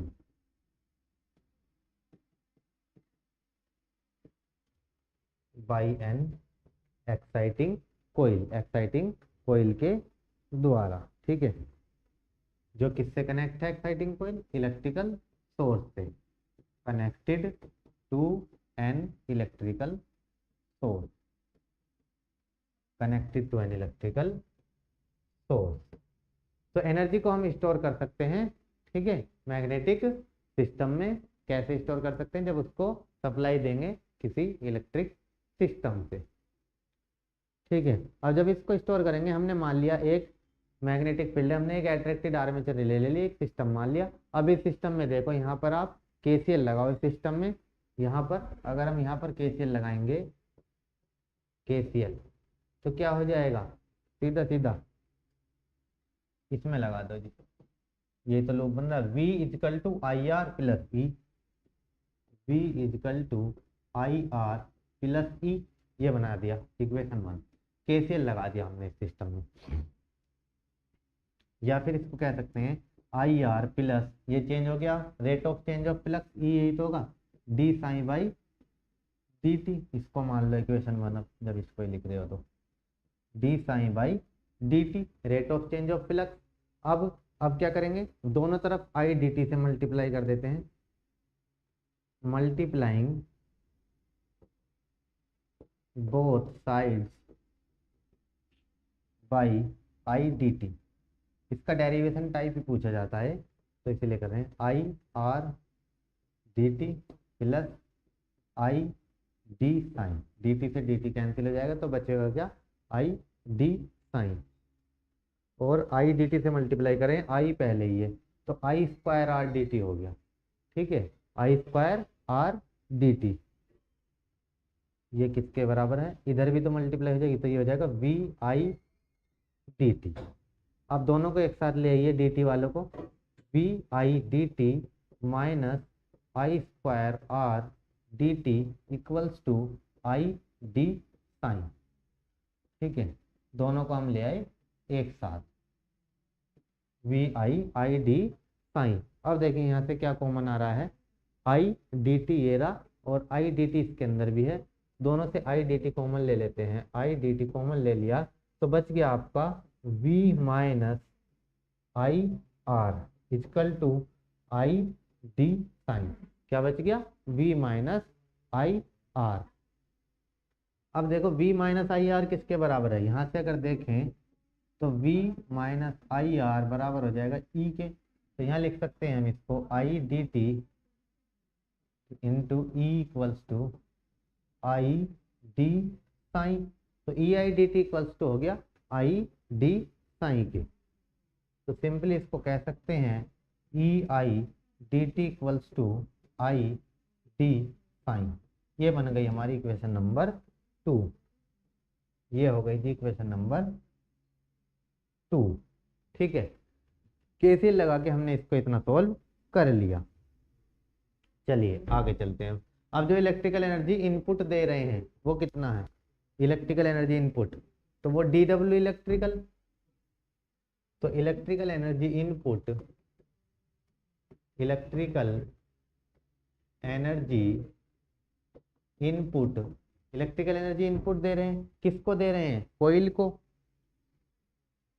input to coil, coil को दे रहे हैं, उसमें करंट क्या फ्लो हो रही है, फिर आई करंट फ्लो हो रही है, तो सीधा लिख देते हैं D W electrical, electrical energy दी, वो किसके बराबर हो जाएगी, अभी अभी आपने देखा, ये हो गई सीधी सीधी ई आई डी टी के, यही तो इलेक्ट्रिकल एनर्जी आई निकल गई, ई आई डी टी, ये बराबर हो गई आपकी आई डी साइन के, आई डी साइन, ये हो गई इक्वेशन नंबर 3, ठीक है। अब क्या मिला, अब मान लीजिए आर्मेचर जो है मूव नहीं कर रही, एक पोजीशन एक्स पे फिक्स है अभी फिलहाल। हमने मान लिया कि let armature is let armature is fixed at position X. Armature क्या है, पोजीशन एक्स पर फिक्स है। जब आर्मेचर पोजीशन एक्स पर फिक्स है तो इसका मतलब क्या हो गया, जो इलेक्ट्रिक इनपुट दिया वही क्या हो गया, फील्ड के बराबर हो गया। तो हमारा डी डब्ल्यू इलेक्ट्रिकल जो था ये ई आई डी टी के बराबर जो था, ये किसके बराबर था, या फिर आई डी साई कह दें तो ये किसके बराबर हो जाएगा, डी डब्ल्यू फील्ड के बराबर हो जाएगा। अब ये जब आर्मेचर घूम ही नहीं रही है, अपनी पोजीशन पर फिक्स है। ठीक है, अब मान लीजिए इसमें क्या है, अब चेंज हो गया। डी डब्ल्यू फील्ड है क्या, change in energy storage. D W field क्या है, चेंज इन एनर्जी स्टोर्ड। यह भी हमने स्टार्टिंग में पढ़ा था एनर्जी बैलेंस इक्वेशन में। D W field energy change in energy stored in magnetic field, magnetic field का यूज कर रहे हैं। डी डब्ल्यू फील्ड ये हो गया, तो डी डब्ल्यू इलेक्ट्रिकल बराबर आ गया डी डब्ल्यू फील्ड के। ठीक है, या फिर हम इसको कह सकते हैं डी डब्ल्यू इलेक्ट्रिकल किसके बराबर है, आई डी साई के भी बराबर है। अब क्योंकि ये आई डी साई के बराबर है तो आई डी साई को हम कह सकते हैं I N D phi. D psi बराबर होता है क्योंकि एन डी फाई के, डी साई बराबर होता है एन डी फाई के। ठीक है, एन डी फाई के। अब एक चीज और, एम इजकल टू होता एन आई, तो इसको और आगे भी ले सकते हैं। तो इसको हम क्या कह सकते हैं, एम आई, एन आई की जगह आ गया एम, तो ये हो गया एम डी फाई। आगे कहें तो क्या हो जाएगा, एम डी फाई। तो डी डब्ल्यू इलेक्ट्रिकल बराबर आ गया एम डी फाई के बराबर आई डी साई के। ये हो गई इक्वेशन नंबर 5। तो ये हमारा इलेक्ट्रिकल फील्ड और मैकेनिकल फील्ड हमने निकाल दिया। एनर्जी स्टोर्ड इन सिंगली एक्साइटेड सिस्टम, तो ये एनर्जी स्टोर आ गई ई आई डी टी या डी डब्ल्यू फील्ड कह दो इसके बराबर अगर पोजीशन एक्स पे फिक्स है, और दूसरा आप कह सकते हो एम डी फाई के एनर्जी स्टोर।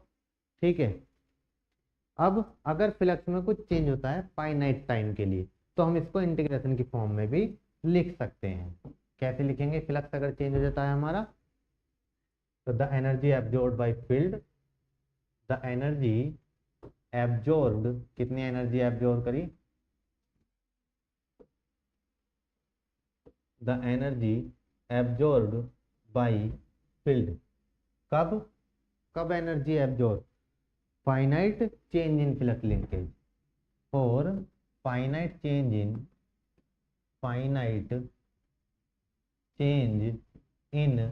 फ्लक्स लिंकेज, और finite change in flux linkage. जब फाइनाइट चेंज होगा फ्लक्स लिंकेज में तो तब एनर्जी स्टोर जाएगी delta W field equals to, अब फाइनाइट चेंज होगा तो लिमिट में रहेगा, लिमिट में रहेगा तो लिमिट हमने मान ली कि भाई साई 1 से साई 2 की रेंज में हमारा फ्लक्स लिंकेज जो है चेंज हो रहा है।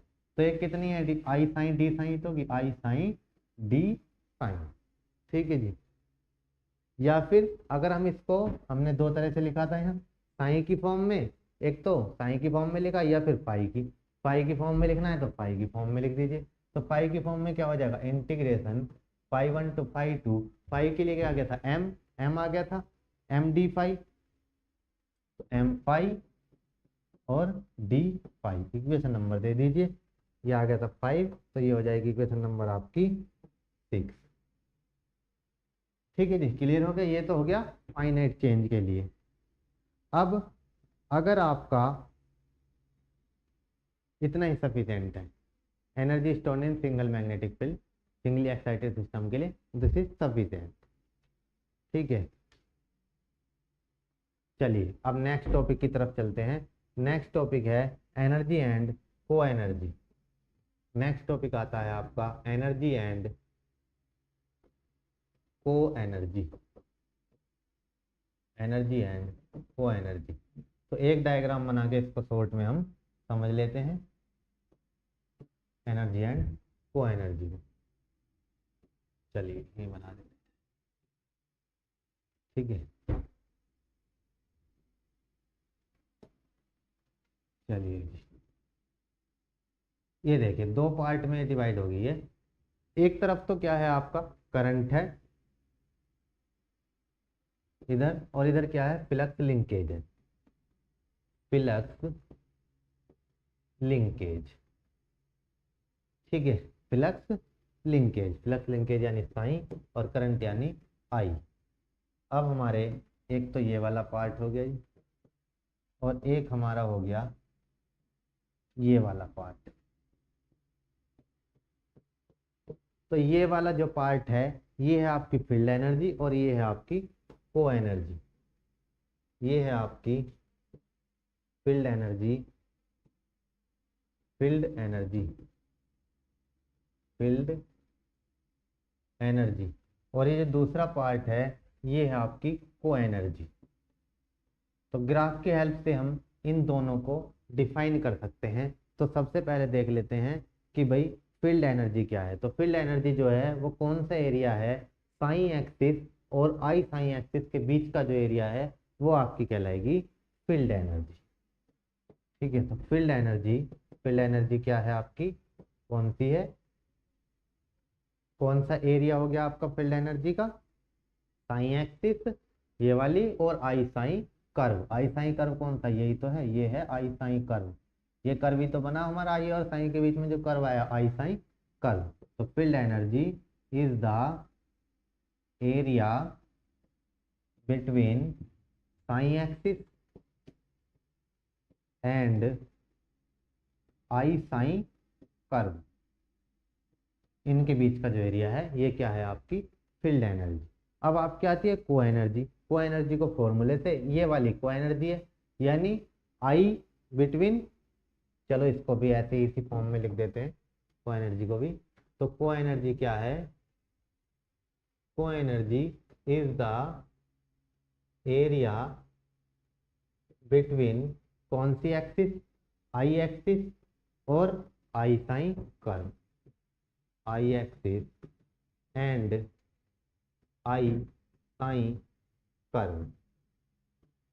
इट इज डिफाइंड एज, इसको कैसे कैलकुलेट कर सकते हैं, तो इसका हम फॉर्मूला भी लिख देते हैं। को एनर्जी, को एनर्जी को मान लीजिए हम रिप्रेजेंट कर देते हैं डब्ल्यू फील्ड डैश से, डब्ल्यू फील्ड डैश। तो वेरिएबल कौन कौन से हैं इसमें, आई और एक्स, आई इलेक्ट्रिकल के लिए और एक्स मैकेनिकल में जब कन्वर्ट हो रहा है यानी पोजीशन। तो आई साइन माइनस डब्ल्यू फील्ड, इससे आप इसको कैलकुलेट कर सकते हैं। और डब्ल्यू फील्ड में कौन कौन से वेरिएबल हैं यहाँ पर, sine comma X. Equation number दे दीजिए 6 या 7 जो भी आपकी आ रही है वहाँ से बन के पीछे से, नहीं तो ऐसे ही रहने दो, इक्वेशन की कोई ज़रूरत ही नहीं। चलिए ये हो गई आपकी इसको कैलकुलेट करने का फॉर्मूला, इसको हम कवर कर दें। तो ये हो गई एनर्जी एंड को एनर्जी, को एनर्जी, ठीक है। तो सिंपली डब्ल्यू फील्ड डैश अगर हम यहाँ से देखें तो इसको हम ऐसे भी कह सकते हैं, W field dash equals to integration 0 to I, 0 से आई के बीच में अगर हम ग्राफ लें, ठीक है, sine D I, sine D I. तो ये हो गई आपके एनर्जी एंड को एनर्जी। चलिए अब इसके बाद चलते हैं हम नेक्स्ट टॉपिक की तरफ। नेक्स्ट टॉपिक है आपका डबली एक्साइटेड सिस्टम। अभी हमने देखा सिंगली एक्साइटेड सिस्टम। अच्छा सिंगली एक्साइटेड सिस्टम देख तो लिया, सिंगली एक्साइटेड सिस्टम के कुछ एग्जाम्पल्स हमने नहीं लिखे, तो हम सिंगली एक्साइटेड सिस्टम के कुछ एग्जाम्पल्स भी नोट कर लेते हैं। Some examples of singly excited system, some examples of singly excited system, some examples of singly excited system. देखिए सिंगली एक्साइटेड यानी जिसको एक साइड से एक्साइटेशन दिया जा रहा है। अगर मशीन की बात है तो केवल स्टेटर को एक्साइटेशन दे रहे हैं तो वो सिंगली एक्साइटेड है। जब स्टेटर रोटर दोनों को एक्साइटेशन दिया जाएगा तो वो आपकी हो जाएगी डबली एक्साइटेड सिस्टम। तो सिंगली एक्साइटेड सिस्टम में अगर हम देखें तो जैसे इलेक्ट्रोमैग्नेट्स है आपकी, अभी अभी हमने एग्जाम्पल देखा क्या था, रिले ली थी हमने। तो इलेक्ट्रोमैग्नेट रिले, रिले अभी हमने आपको दी इलेक्ट्रोमैग्नेटिक रिले, ठीक है। तो रिले हो गई, relay. Moving iron type instrument होते हैं जो आपने मेजरमेंट में पढ़े हैं, मूविंग आयरन इंस्ट्रूमेंट, वो भी कैसे हैं, सिंगली एक्साइटेड है मूविंग आयरन इंस्ट्रूमेंट। इसके अलावा और भी बहुत सारी चीजें हैं, जैसे आपकी hysteresis motor, reluctance motor, hysteresis motor, reluctance motor, reluctance motor, ये सब क्या है, इनको सिंगली एक्साइटेशन मिल रहा है, एक ही तरफ से एक्साइटेशन मिल रहा है। और इसके अलावा आपका सोलिनॉइड कोइल, तो और बहुत सारे हो सकते हैं, ये इतने एग्जाम्पल्स आपके लिए सफिशिएंट। सोलिनॉइड कोइल्स, ये एग्जाम्पल्स हैं आपके सिंगली एक्साइटेड सिस्टम के। तो चलिए चलते हैं डबली एक्साइटेड सिस्टम की तरफ। नेक्स्ट आपका आ जाता है doubly excited magnetic field system. Diagram आपके पास पहले से बना हुआ है। डबली एक्साइटेड, डबली एक्साइटेड कैसा फील्ड, मैग्नेटिक फील्ड में चल रहा है सब, तो doubly excited magnetic field system. हमने देखा कि भाई इलेक्ट्रिक फील्ड में तो कोई फायदा नहीं है, मैग्नेटिक फील्ड की कैपेसिटी ज़्यादा है, तो हम इसीलिए energy storage capacity electric field की कंपैरिजन में मैग्नेटिक फील्ड ज़्यादा है, इसलिए हम ईएमईसी में क्या लेके चल रहे हैं, मैग्नेटिक फील्ड का ही हम यूज कर रहे हैं। तो doubly excited magnetic field system,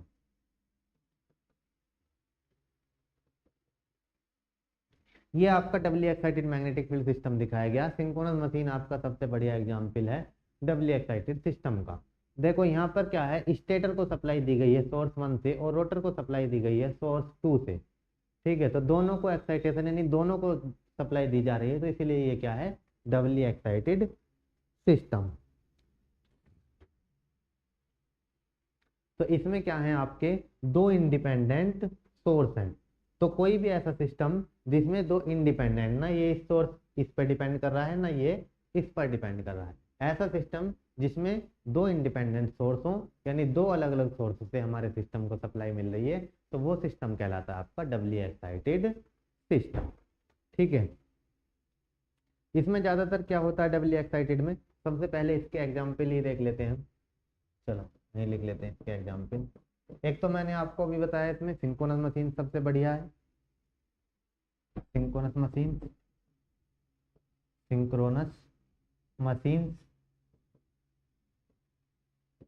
दूसरा आपका डीसी शंट मशीन, डीसी में सीरीज शंट कंपाउंड आपने पढ़ी है, तो डीसी शंट मशीन।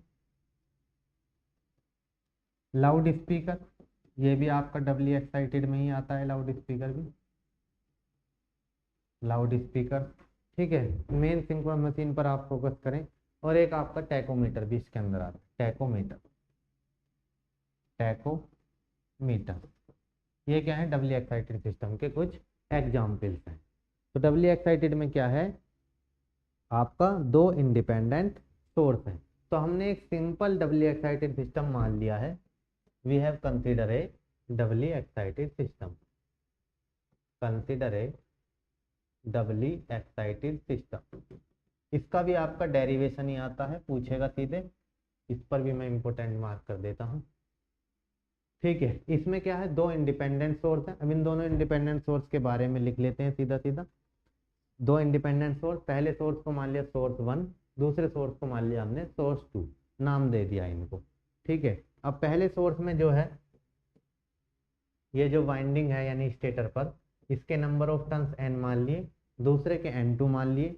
करंट जो पहले सोर्स से मिल रही है वो i1 मान ली, जो दूसरे सोर्स से मिल रही है उसको i2 मान लिया हमने।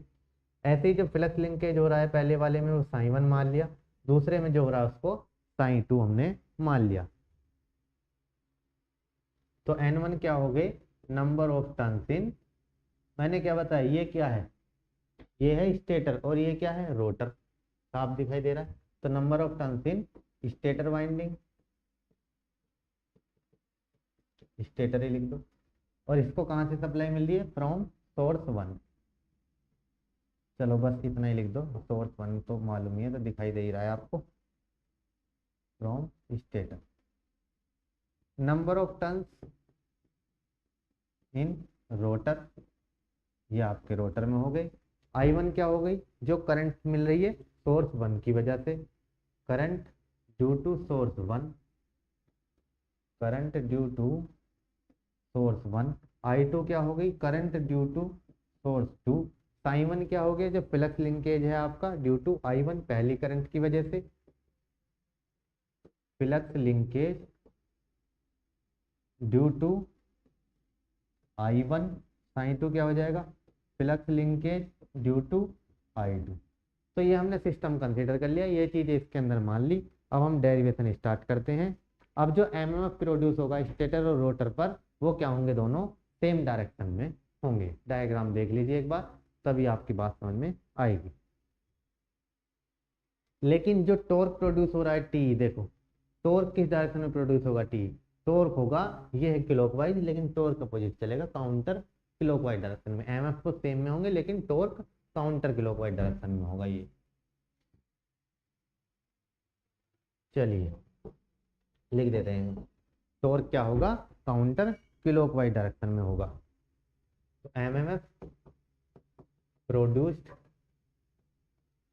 Bye stator and rotor will be in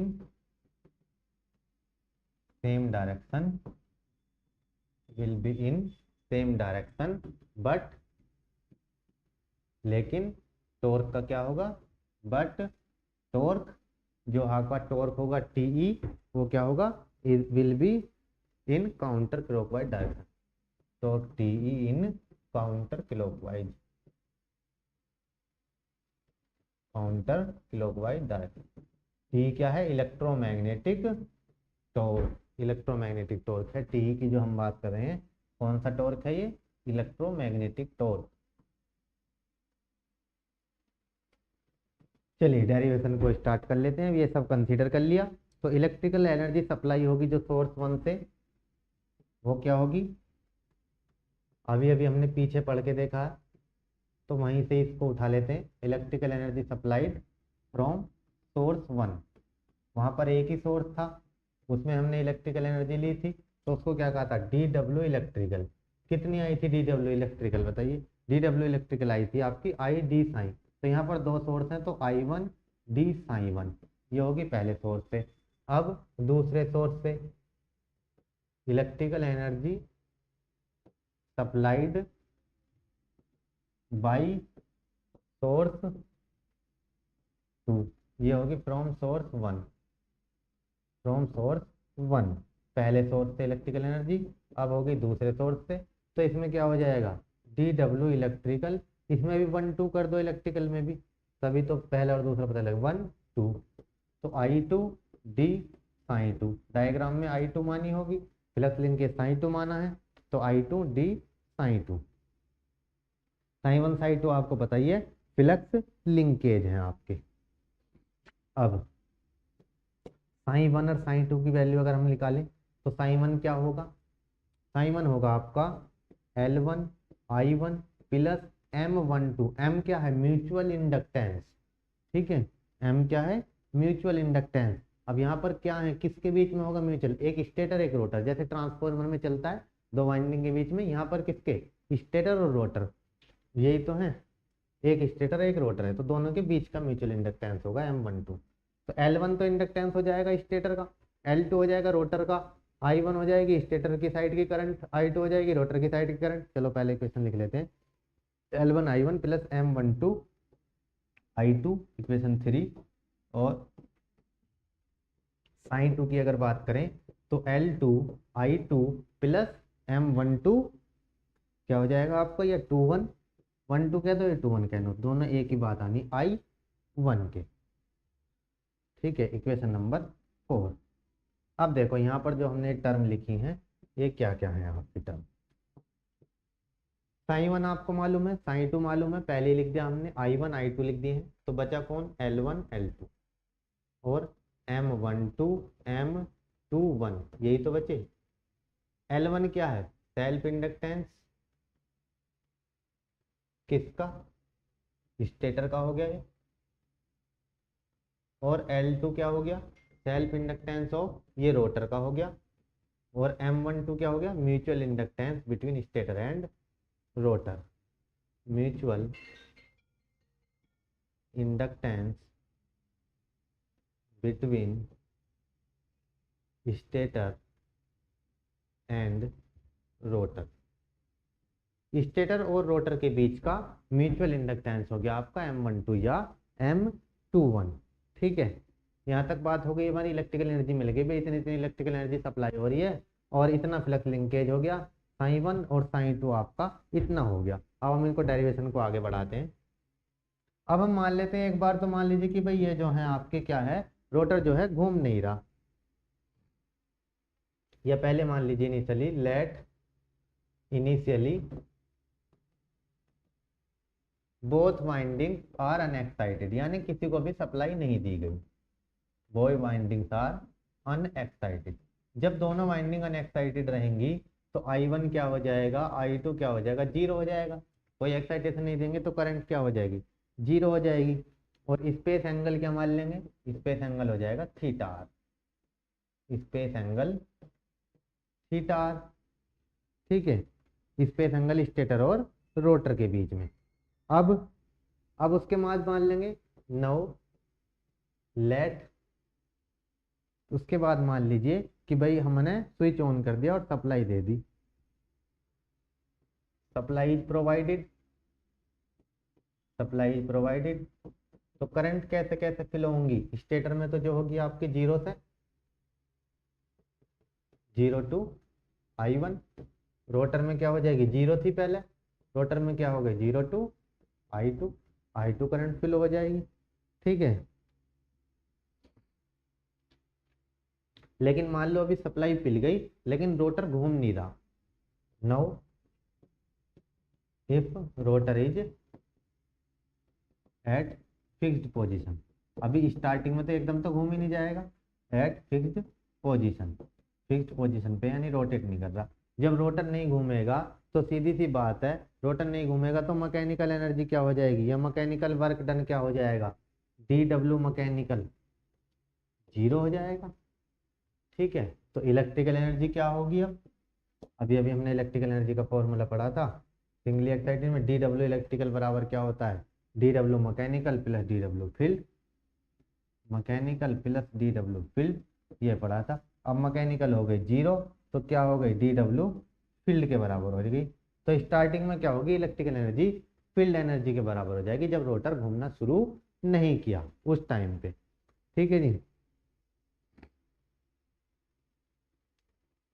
तो DW फील्ड बराबर DW इलेक्ट्रिकल की, तो DW electrical is equal to DW field किसके बराबर हो जाएंगे, अभी अभी हमने निकाले थे, देखिए DW इलेक्ट्रिकल या DW फील्ड किसके बराबर हो जाएंगे, दोनों के जुड़ जाएंगे 1 और 2, तो I1 D sine 1 plus I2 D sine 2, तो किसके बराबर हो जाएंगे, I1 D sine 1 plus I2 D sine 2। अब साइन 1 साइन 2 की वैल्यू रख दीजिए यहाँ से, पीछे हमने साइन 1 साइन 2 की वैल्यू कैलकुलेट करी है, पीछे पेज पे उनको नोट कर देंगे। तो I1 D साइन 1 की वैल्यू क्या थी, साइन 1 की वैल्यू है L1 I1 plus M12 I2, L1 I1 plus M12 I2 plus M12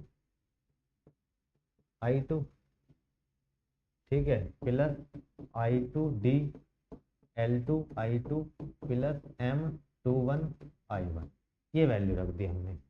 ठीक है, अब हमारी ये बन गई नई इक्वेशन। इसको मान लीजिए जो भी इक्वेशन अभी तक हमने बनाई है, 1 2 कितनी इक्वेशन बनाई है, 1 2 3 4 5 मान लीजिए। तो इसको वैसे इनको तो वैल्यू रख दी, इनकी कोई ज़रूरत भी नहीं है इक्वेशन बनाने की, वैसे ही पहले इक्वेशन बढ़ती जा रही है, 3 मान लो। चलो ज़्यादा इक्वेशन नहीं बढ़ा रहे हम, इसको कर देंगे इक्वेशन नंबर 3। ठीक है जी, ये हो गई इक्वेशन नंबर 3। चलिए अब यहाँ पर स्पेस कम है, आगे पेज पर डेरिवेशन को कंटिन्यू करते हैं। अब देखिए, अब रोटर फिक्स है तो रिलक्टेंस वगैरह सब क्या हो जाएंगे, जीरो हो जाएंगे। अब इसको हम ओपन करेंगे, इक्वेशन को ओपन करके इक्वेशन आपकी और लेंथी हो जाएगी थोड़ी, डी डब्ल्यू फील्ड, ब्रैकेट्स को ओपन वगैरह कर दीजिए तो आ जाएगा L1 डी, कितना आ रहा है DI1 प्लस, ठीक है, L2 DI2 L2 DI2 plus, equation को पीछे देख के ओपन कर सकते हैं आप, L1 DI1 plus L2 DI2। अब एक बार इसका M12 के साथ, एक बार M21 के साथ, इस तरह से चलेगा, काफ़ी टर्म बन जाएंगी इनकी। चलिए मैं इनको टर्म्स को I1 M12 DI2, I1 M12 DI2, फिर I2 के साथ आ जाएगा, I2 के साथ M21 हो जाएगा, I2 M21 और DI1 हो जाएगा। ठीक है, चार टर्म तो ये बन गई जी आपकी, चार टर्म ये बन गई, तो चार ही टर्म बनेंगी, चार ही टर्म बनेंगी। ठीक है, मल्टीप्लाई करके देख लीजिए, दो ये और दो ये, चार टर्म बन गई आपकी। अब इसमें देखो क्या कॉमन दिखाई दे रहा है, इन दोनों का तो कुछ होना नहीं है तो रहने दो, L1 I1 DI1 plus L2 DI2। अब M12 और M21 तो दोनों बराबर ही हैं, M12 या M21 दोनों बराबर ही हैं, तो दोनों को ऐसे मान लो M12 प्लस M12 कह दो, M12 और I1 और I2, डिफ्रेंशिएशन में अगर हम इनको लें तो DI1 I2, DI1 I2, I1 I2, इस तरह से भी लिख सकते हो। तो इक्वेशन आपकी बन जाएगी ये इक्वेशन,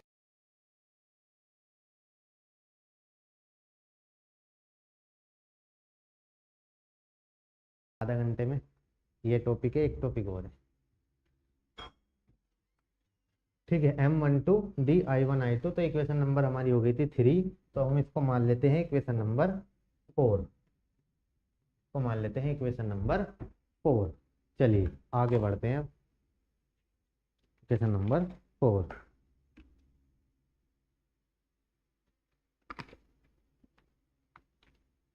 अब ये हमारी जब हुई, जब हमने क्या माना कि अभी हमारा रोटर मूव नहीं करा था, अब हमारा रोटर मूव करा तो हमने क्या मतलब सप्लाई नहीं दी थी, फिर हमने सप्लाई दी तो 0 टू I1 और 0 टू I2 करंट फ्लो हुई।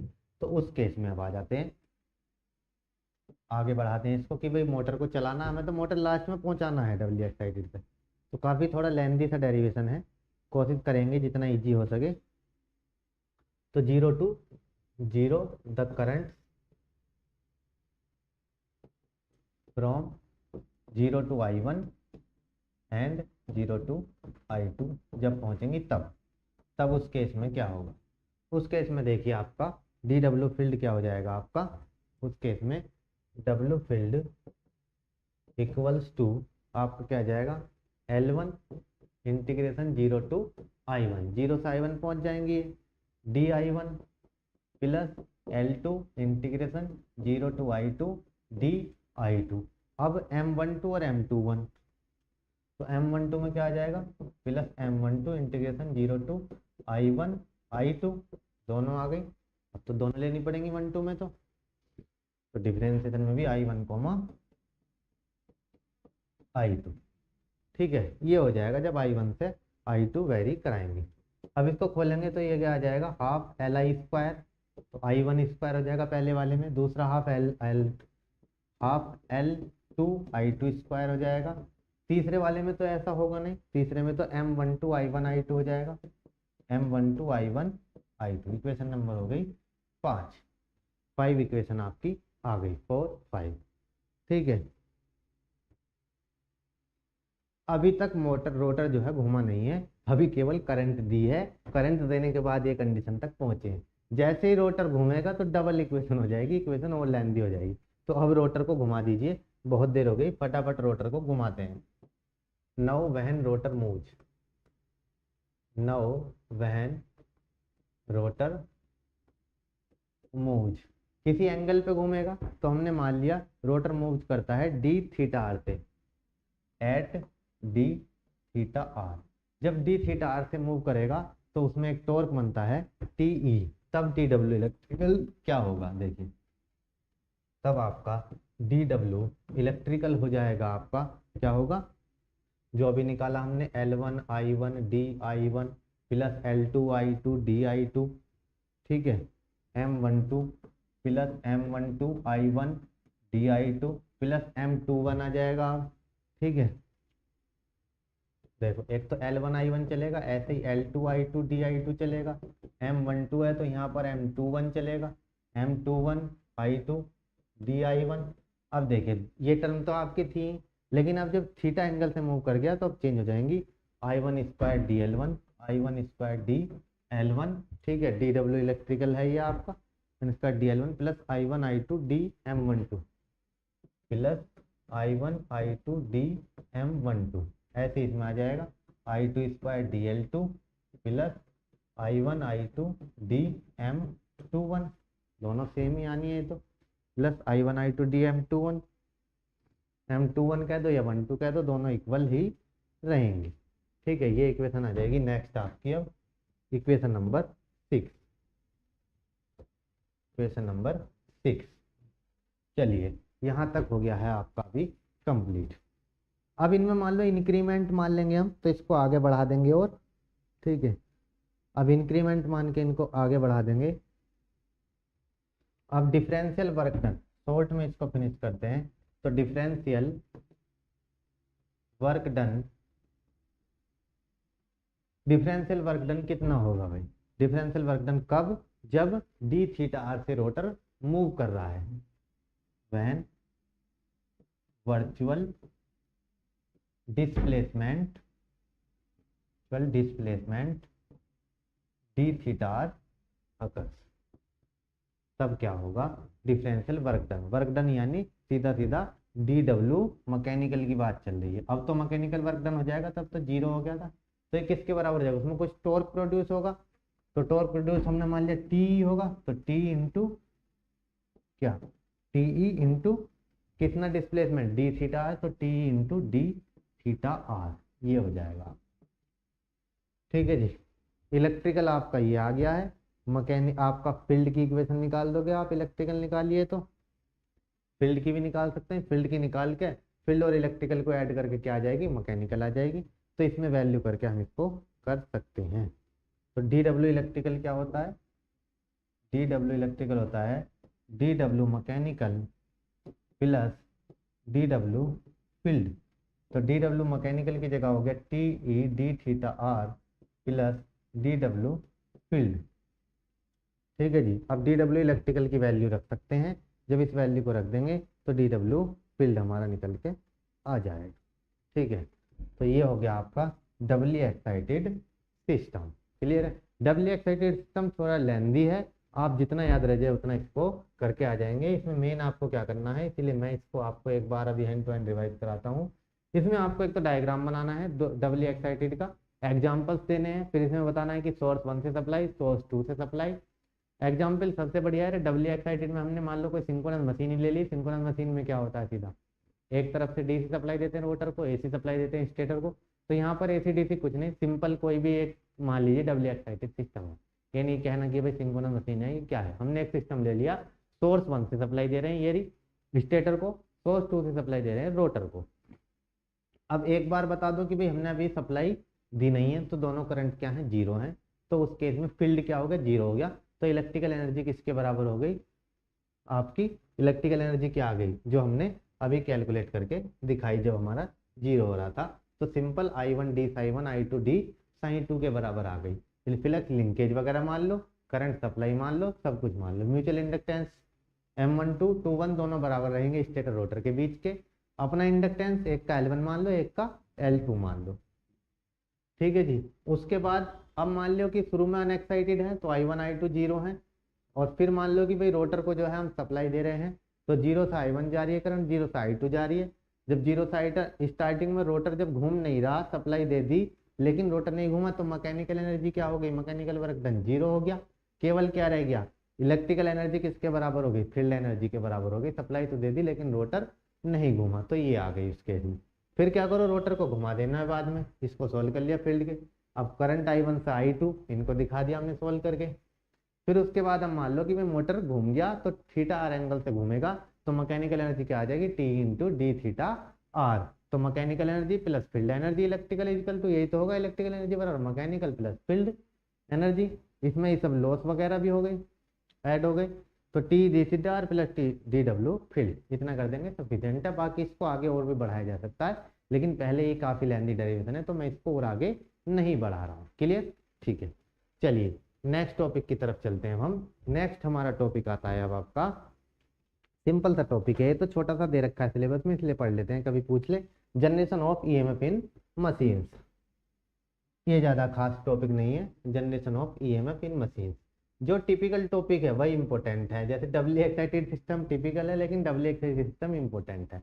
एनर्जी बैलेंस इक्वेशन इजी है और इम्पोर्टेंट भी है। एनर्जी को एनर्जी 2 नंबर में पूछ सकता है, इजी भी है और आपका इम्पोर्टेंट भी है। तो generation of EMF in electric, EMF in machine, जो मशीन है उनमें ईएमएफ कैसे जनरेट होता है, बस ये थोड़ी सी कहानी हमें इसमें बतानी है। Generation of EMF in machine, तो क्योंकि ये सिलेबस में दिया है और पूछ भी ले भाई, जो टॉपिक सिलेबस में दिया है भले इंपॉर्टेंट हो या ना हो, लेकिन एग्जामिनर तो पूछ सकता है, उसको मन करेगा कि ये टॉपिक नहीं आ रहा कई साल से, इसको भी रखो इस बार, तो इसलिए ये भी करना है हमको। चलिए generation of EMF in machine. अब फैराडे लॉ की अगर हम बात करें तो according to Faraday law of electromagnetic induction, according to Faraday law of electromagnetic induction, Faraday's law of electromagnetic induction, according to Faraday law of electromagnetic induction. Faraday law electromagnetic induction के हिसाब से क्या होगा, जब आपका फ्लक्स कट होगा conductor के द्वारा या मोशन के द्वारा। देखो इलेक्ट्रिसिटी कैसे जनरेट होगी, ईएमएफ कैसे जनरेट होता है, या तो आप जो है फील्ड को स्टेशनरी रख लो, कंडक्टर को मूव करा दो, या फिर कंडक्टर को स्टेशनरी रख लो और फील्ड को मूव करा दो। तो Faraday law of electromagnetic induction कहता है कि जब फ्लक्स कट होता है कंडक्टर के द्वारा, when flux is cut by conductor, flux कैसे कट होगा कंडक्टर के द्वारा, तभी तो होगा कि भैया तो कंडक्टर को घुमा रहे हैं मैग्नेटिक फील्ड में तो उसको कट करता चला जा रहा है, या फ्लक्स स्टेशनरी है आपको फील्ड को घुमा रहे हैं। तो हम मान लीजिए कंडक्टर को घुमा रहे हैं, कंडक्टर को घुमा रहे हैं तो वो क्या होगा, फ्लक्स को कट करेगा, कट कंडक्टर, कंडक्टर मोशन और स्पीड, ठीक है, मोशन के द्वारा या स्पीड के द्वारा, तो ईएमएफ इसमें प्रोड्यूस हो जाएगा।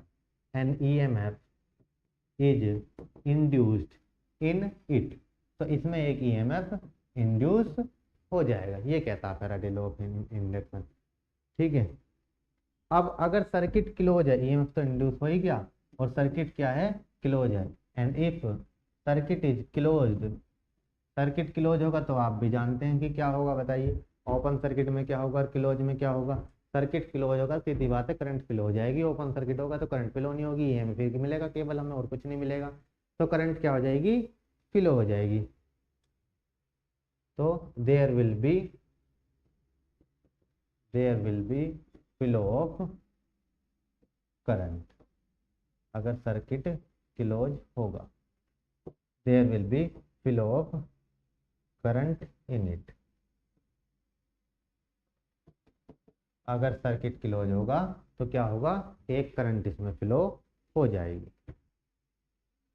ठीक है जी, तो ये तो ईएमएफ इंड्यूस हो गया, सीधी सी बात है, मैं इसे समझाना कि जनरेशन कैसे होता है। अब मोशन या स्पीड के लिए 3 चीजें जरूरी हैं, ठीक है, तो इससे हमारा जो रिजल्ट निकला वो निकला, मोशन या स्पीड हमें लेनी है, घुमाना है, ईएमएफ जनरेट करना है, तो 3 चीजें जरूरी हैं। तो हम लिख लेते हैं इनको, और किसके लिए, मोशन, प्रोडक्शन ऑफ मोशन और स्पीड, यहाँ और प्रोडक्शन ऑफ मोशन और speed EMF, 3 things are required. कौन कौन सी हैं जी, देख लीजिए, 3 थिंग्स आर रिक्वायर्ड, 3 चीज़ों की हमें ज़रूरत पड़ने वाली है। पहली चीज़ क्या है, दूसरी क्या है, तीसरी क्या है, देख लेते हैं। पहली तो है आपकी जो है मैग्नेटिक फील्ड चाहिए, एक तो हमें मैंने बताया कि मैग्नेटिक फील्ड चाहिए, या तो मैग्नेटिक फील्ड को रोटेट कराओ या कंडक्टर को। दूसरा हमने देखा कि कंडक्टर चाहिए, मैग्नेटिक फील्ड और एक कंडक्टर चाहिए हमें, ठीक है। और तीसरी चीज चाहिए, मोशन करा दो कंडक्टर का, motion of conductor with respect to field. तो कंडक्टर का जो मोशन है फील्ड के रेस्पेक्ट में वो चाहिए, तो हमारा ईएमएफ इंड्यूस हो जाएगा, ठीक है। तो ये आपका ईएमएफ इंड्यूस है। ईएमएफ इंड्यूस कितना होगा हम देख लेते हैं एक बार आगे। अब इसके फैराडे के जो हम बात कर रहे थे, दो लॉ हैं, तो पहला लॉ क्या कह रहा है इसका, Faraday first law state that, जो मैंने अभी बात बताई फैराडे लॉ पहले वाला यही कह रहा है। ये कह रहा है भाई कि जब कोई हमारी क्या है कंडक्टर रखा है किसी वेरिंग मैग्नेटिक फील्ड में, तो उसमें एक ईएमएफ इंड्यूस हो जाएगा। या फिर varying magnetic field, sorry, conductor रखा है वेरिंग मैग्नेटिक फील्ड में, या फिर मैग्नेटिक फील्ड स्टेशनरी और कंडक्टर को मूव करा रहे हैं। तो यही बात फैराडे का फर्स्ट लॉ कहता है। और इसमें क्या होगा, एक करंट फ्लो हो जाएगी, ठीक है। चलो अब लिख देते हैं। फैराडे लॉ के हिसाब से हमारा जो है ईएमएफ तो इंड्यूस हो गया। अब फर्स्ट लॉ कह रहा है कि उसमें करंट फ्लो हो जाएगी किलोज में, सेकंड में फ्लक्स की बात कर लेते हैं। तो वहन क्या कहता है, ये conductor is placed in varying magnetic field. Conductor चाहिए, ये कहाँ रखा है, placed in a varying magnetic field. Magnetic field, magnetic field हम घुमा रहे हैं, वेरी कर रहा है, चेंज कर रहा है। कंडक्टर का ऐसा ऐसा ऐसा ही रखा है, तो एक फोर्स लगेगा इसमें, an EMF is induced, electromotive force ही तो है, an EMF is induced. EMF क्या, इलेक्ट्रोमोटिव फोर्स इंड्यूस्ड।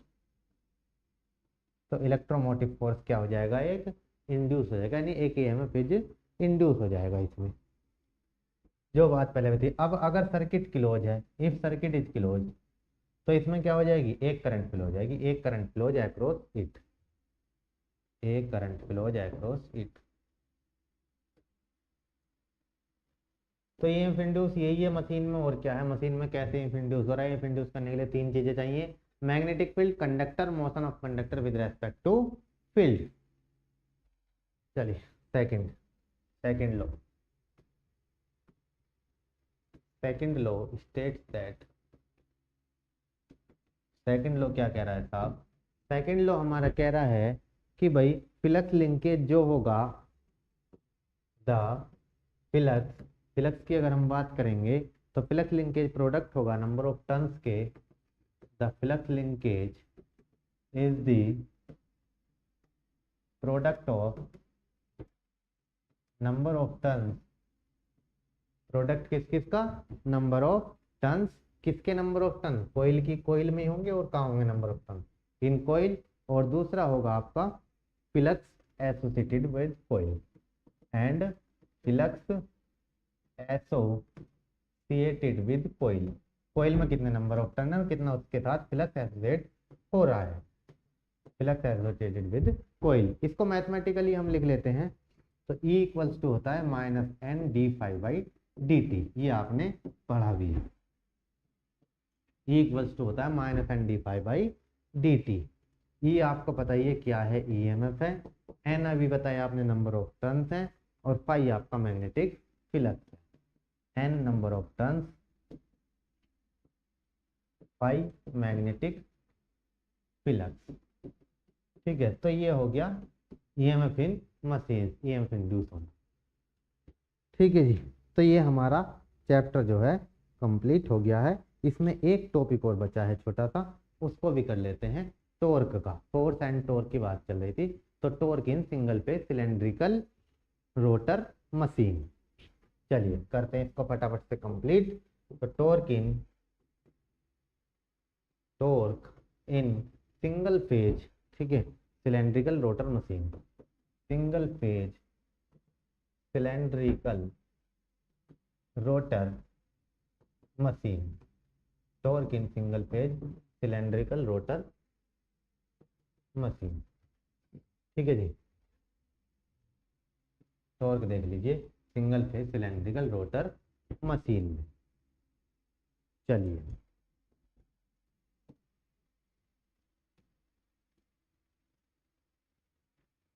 अब हम एक सिलेंड्रिकल मशीन ले लेते हैं लगभग ऐसे ही। अभी तो मैं आइडियली सिर्फ समझाने के लिए सिंपल सा डायग्राम ऐसे ही बना दे रहा हूँ।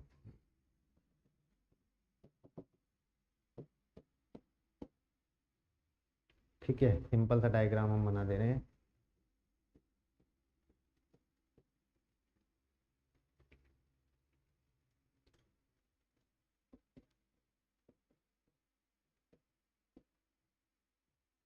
ये हमने बना दी एक एक्सिस। ये है आपकी एन पोल इधर आएगा, एस पोल इधर आएगा, ये हो जाएगी स्टेटर फील्ड एक्सिस। ये है आपकी स्टेटर फील्ड एक्सिस। अब रोटर के फील्ड की एक्सिस बना देते हैं। तो किसी एक एंगल पे रहेगी रोटर फील्ड एक्सिस। मान लीजिए यहाँ आ रही है आपकी rotor field axis. This is the rotor field axis. तो बन गया दोनों एक्सिस के बीच में आपका क्या बन गया, एक एंगल बन गया। एंगल मान लीजिए कुछ भी एंगल बन रहा है तो रोटर का एंगल हम इसको कह देते हैं, तो क्या हो गया, थीटा आर कह दीजिए इस एंगल को। ठीक है, ये क्या हो गया, थीटा आर। दो पोल हो गए, एन पोल और एस पोल। थोड़ा सा और दिखा देते हैं। अब जो है ये हमने दिखा दिए हैं। चलिए, और ऐसे ही हम इस एक्सिस के पास भी दिखा देंगे।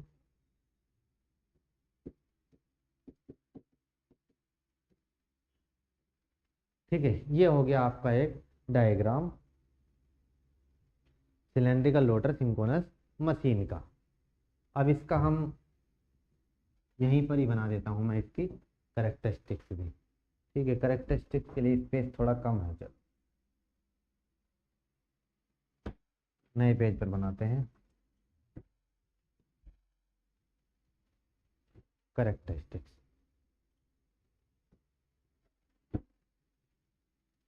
ज़्यादा बड़ा बन गया भाई, दोबारा लेते हैं। कितना सफिशिएंट है।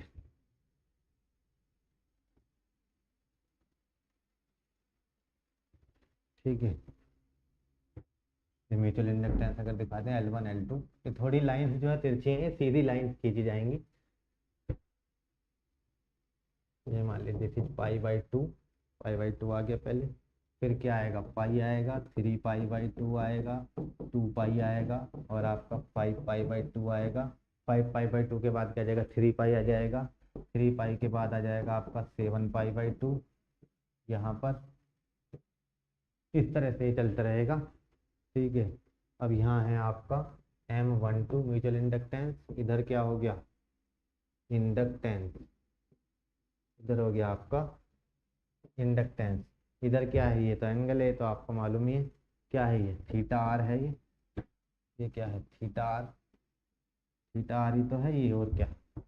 ये आपके देखो, अब देखो M12 के लिए हमने ये बनाई है। ये क्या है, M12 म्यूचुअल इंडक्टेंस को दिखाया है इसके हमने। एम मैक्सिमम कितना जा रहा है, ये मैक्सिमम जा रहा है, ये है एम मैक्सिमम। ठीक है, चलिए इसको अब समझ लेते हैं। हमने मान लिया भाई ये एक सिंगल फेज सिंक्रोनस मशीन है। Consider a cylindrical rotor machine ले रहे हैं, तो सीधी बात है सिंक्रोनस मशीन ले लेंगे। Consider a single phase synchronous machine. Synchronous single phase synchronous machine हमने ले ली। इसका रोटर कैसा है, सिलेंड्रिकल है, और smooth cylindrical rotor type. Cylindrical rotor type हमने मशीन ले ली, of smooth cylindrical rotor type. ठीक है, अब इसको स्टेटर को एक सिंगल फेज सप्लाई हम दे देंगे। A single phase supply is provided to stator. Stator को हम क्या करेंगे, सिंगल फेज सप्लाई दे देंगे। ठीक है, स्टेटर के इसमें रोटर की बात चल रही है, तो हम सिंगल फेज सप्लाई देते हैं टू मशीन ले लीजिए, ये प्रोवाइडेड टू इट। रोटर को देंगे। इसको हमने सिंगल फेज सप्लाई दे दी मशीन को, ठीक है। अब देखिए सिंगल फेज सप्लाई देंगे, एक इसमें वोल्ट मीटर ले लेंगे रीडिंग वगैरह के लिए, वेरिएशन के लिए। M12 म्यूचुअल इंडक्टेंस है। जब हमारा थीटा आर की वैल्यू 0 है, यहाँ पर 0 है, तो म्यूचुअल इंडक्टेंस कितना है, देखो यही तो जा रहा है, ये क्या है, मैक्सिमम है। जब थीटा आर की वैल्यू क्या है, 0 है, when theta R equal to 0, तो M12 इज मैक्सिमम। हमारा म्यूचुअल इंडक्टेंस कितना है जब मैक्सिमम है, जब थीटा आर की वैल्यू क्या है, 0 है, तो देखो M12 क्या है, मैक्सिमम है। अब जब थीटा आर की वैल्यू 0 है, ये जो M12 है मैक्सिमम है, फ्लक्स लिंकेज क्या है, मैक्सिमम है, तो इसका मतलब क्या है, अब थीटा आर की वैल्यू यहाँ देखो π/2, π/2 कहाँ है, ये रही। जब थीटा आर की वैल्यू है π/2, तब क्या है, M12 है 0। M12 क्या है आपका, 0 है उस केस में। जब M12 0 है और साई भी जो फ्लक्स लिंकेज है वो भी क्या है, 0 है। यहाँ पर साई भी क्या है, मैक्सिमम है, M12 भी मैक्सिमम है। ये दो कंडीशन बन रही हैं, बस आगे का तो इससे ही चलता रहेगा। अब थीटा आर फिर पहुंच गया आपका पाई पर, पाई पे पहुंच जाओ वापस यहाँ। जब थीटा आर की वैल्यू कितनी आ गई, पाई आ गई यहाँ, ये रहा ये, तो M12 मैक्सिमम तो है लेकिन माइनस है।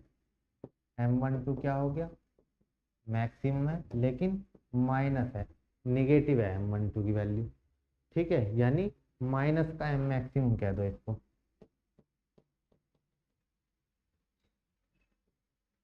M12 क्या हो गया आपका, माइनस का M मैक्सिमम हो गया। इसको ऐसे कह सकते हैं, यहाँ स्पेस कम है, आगे दिखाते हैं चलो। जब थीटा आर क्या है आपका पाई हो गया, तो M12 क्या हो गया, माइनस का M मैक्सिमम हो गया। फिर रिपीट हो जाएगा भाई, जब थीटा आर की वैल्यू कितनी आ जाएगी, 0, π/2, पाई के बाद आगे 3π/2, 3π/2, 3π/2 पे क्या हो गया, फिर 0 हो गया M12, फिर ऐसे ही आगे बढ़ता चला जाएगा। तो ये मिल रहा है इस मेजर ट्रायंगल से, तो ऐसे बढ़ता चला जाएगा ये, ठीक है। तो हम इसको शॉर्ट में अब लिख देते हैं आगे, शॉर्ट में हमारा एक बात आ जाएगी। तो M12 क्या हो जाएगा हमारा, M12 की अगर हम बात करेंगे, ये दिखाई नहीं दे रहा होगा आपको,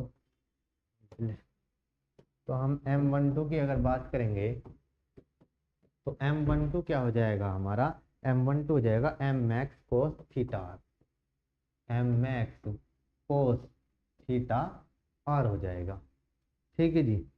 अब I1 क्या है, current in stator winding, I2 क्या है, करंट इन रोटर वाइंडिंग। अगर ले लेते हैं I1, ये तो हमें पहले से ही मालूम है, करंट इन स्टेटर वाइंडिंग, और I2 हमारी करंट इन रोटर वाइंडिंग, ठीक है जी। I1 हो गई, I2 हो गई। तो हमें W फील्ड अब निकालना है मेन, जैसे हम निकालते हैं। तो जो हमने डबली एक्साइटेड सिस्टम लिया है, सिंगली एक्साइटेड लिया, उसी की हेल्प से हम यहाँ पे डायरेक्ट लिख देंगे।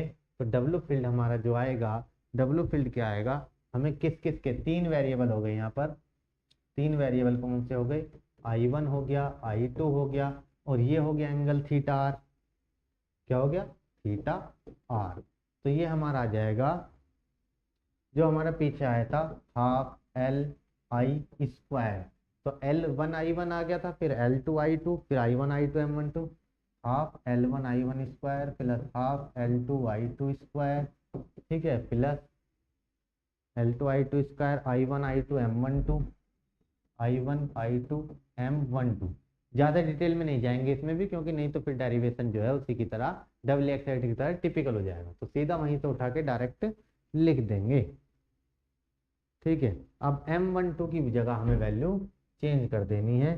ये जो M12 है इसकी जगह यहाँ क्या आ जाएगा, ये आ जाएगा, तो half L1I1² plus half L2I2² plus I1I2 M max cos theta, ये हो जाएगी जी इक्वेशन इसमें, ठीक है। टॉर्क निकाल देंगे, W फील्ड हो गया, इसको इक्वेशन नाम दे देंगे कुछ भी, नई इक्वेशन देनी है तो 1 दे दो। टॉर्क निकाल देंगे हम इसमें। टॉर्क की अगर हम बात करेंगे तो टॉर्क टी क्या हो जाएगा, डेल्टा डब्लू फील्ड अपॉन क्या आ जाएगा, delta theta R. Delta theta R हमने क्या पढ़ा था, डेल्टा डब्लू फील्ड बराबर क्या पढ़ा था, डी डब्लू फील्ड बराबर T E into D theta R पढ़ा था। तो वहीं से क्या होगा, टी बराबर क्या हो जाएगा, टी को इधर ले आए तो delta W field upon delta theta R के हो गया। ठीक है, अब इसमें अगर हम वैल्यू रखेंगे तो आप देखिए, पहला half L1 I1 square L2 I2 square ये सब क्या हो जाएंगे, जीरो हो जाएंगे। ठीक है, टॉर्क में देखेंगे अगर हम तो हमारा क्या बचेगा, I1 I2 M12, और M12 की जगह क्या हो रहा है,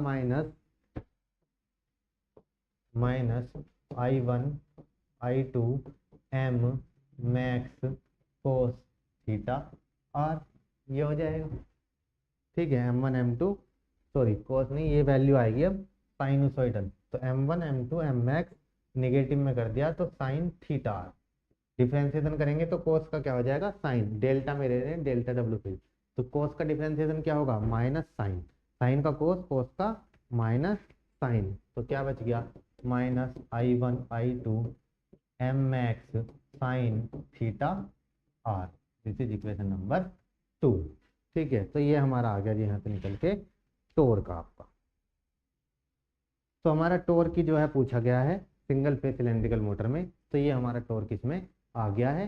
तो इसी के साथ हमारा जो चैप्टर 1 है मशीन फर्स्ट का principle of electromechanical energy conversion, वो चैप्टर हमारा कंप्लीट हो गया है। तो डियर स्टूडेंट्स, आप इस वीडियो की हेल्प से फर्स्ट चैप्टर के सभी टॉपिक्स कंप्लीट करके एग्जाम में अच्छे मार्क्स ला सकते हैं। इसके इंपॉर्टेंट क्वेश्चन आपको अलग से रिटर्न में प्रोवाइड करा दिए जाएंगे। ठीक है, थैंक्स फॉर वॉचिंग।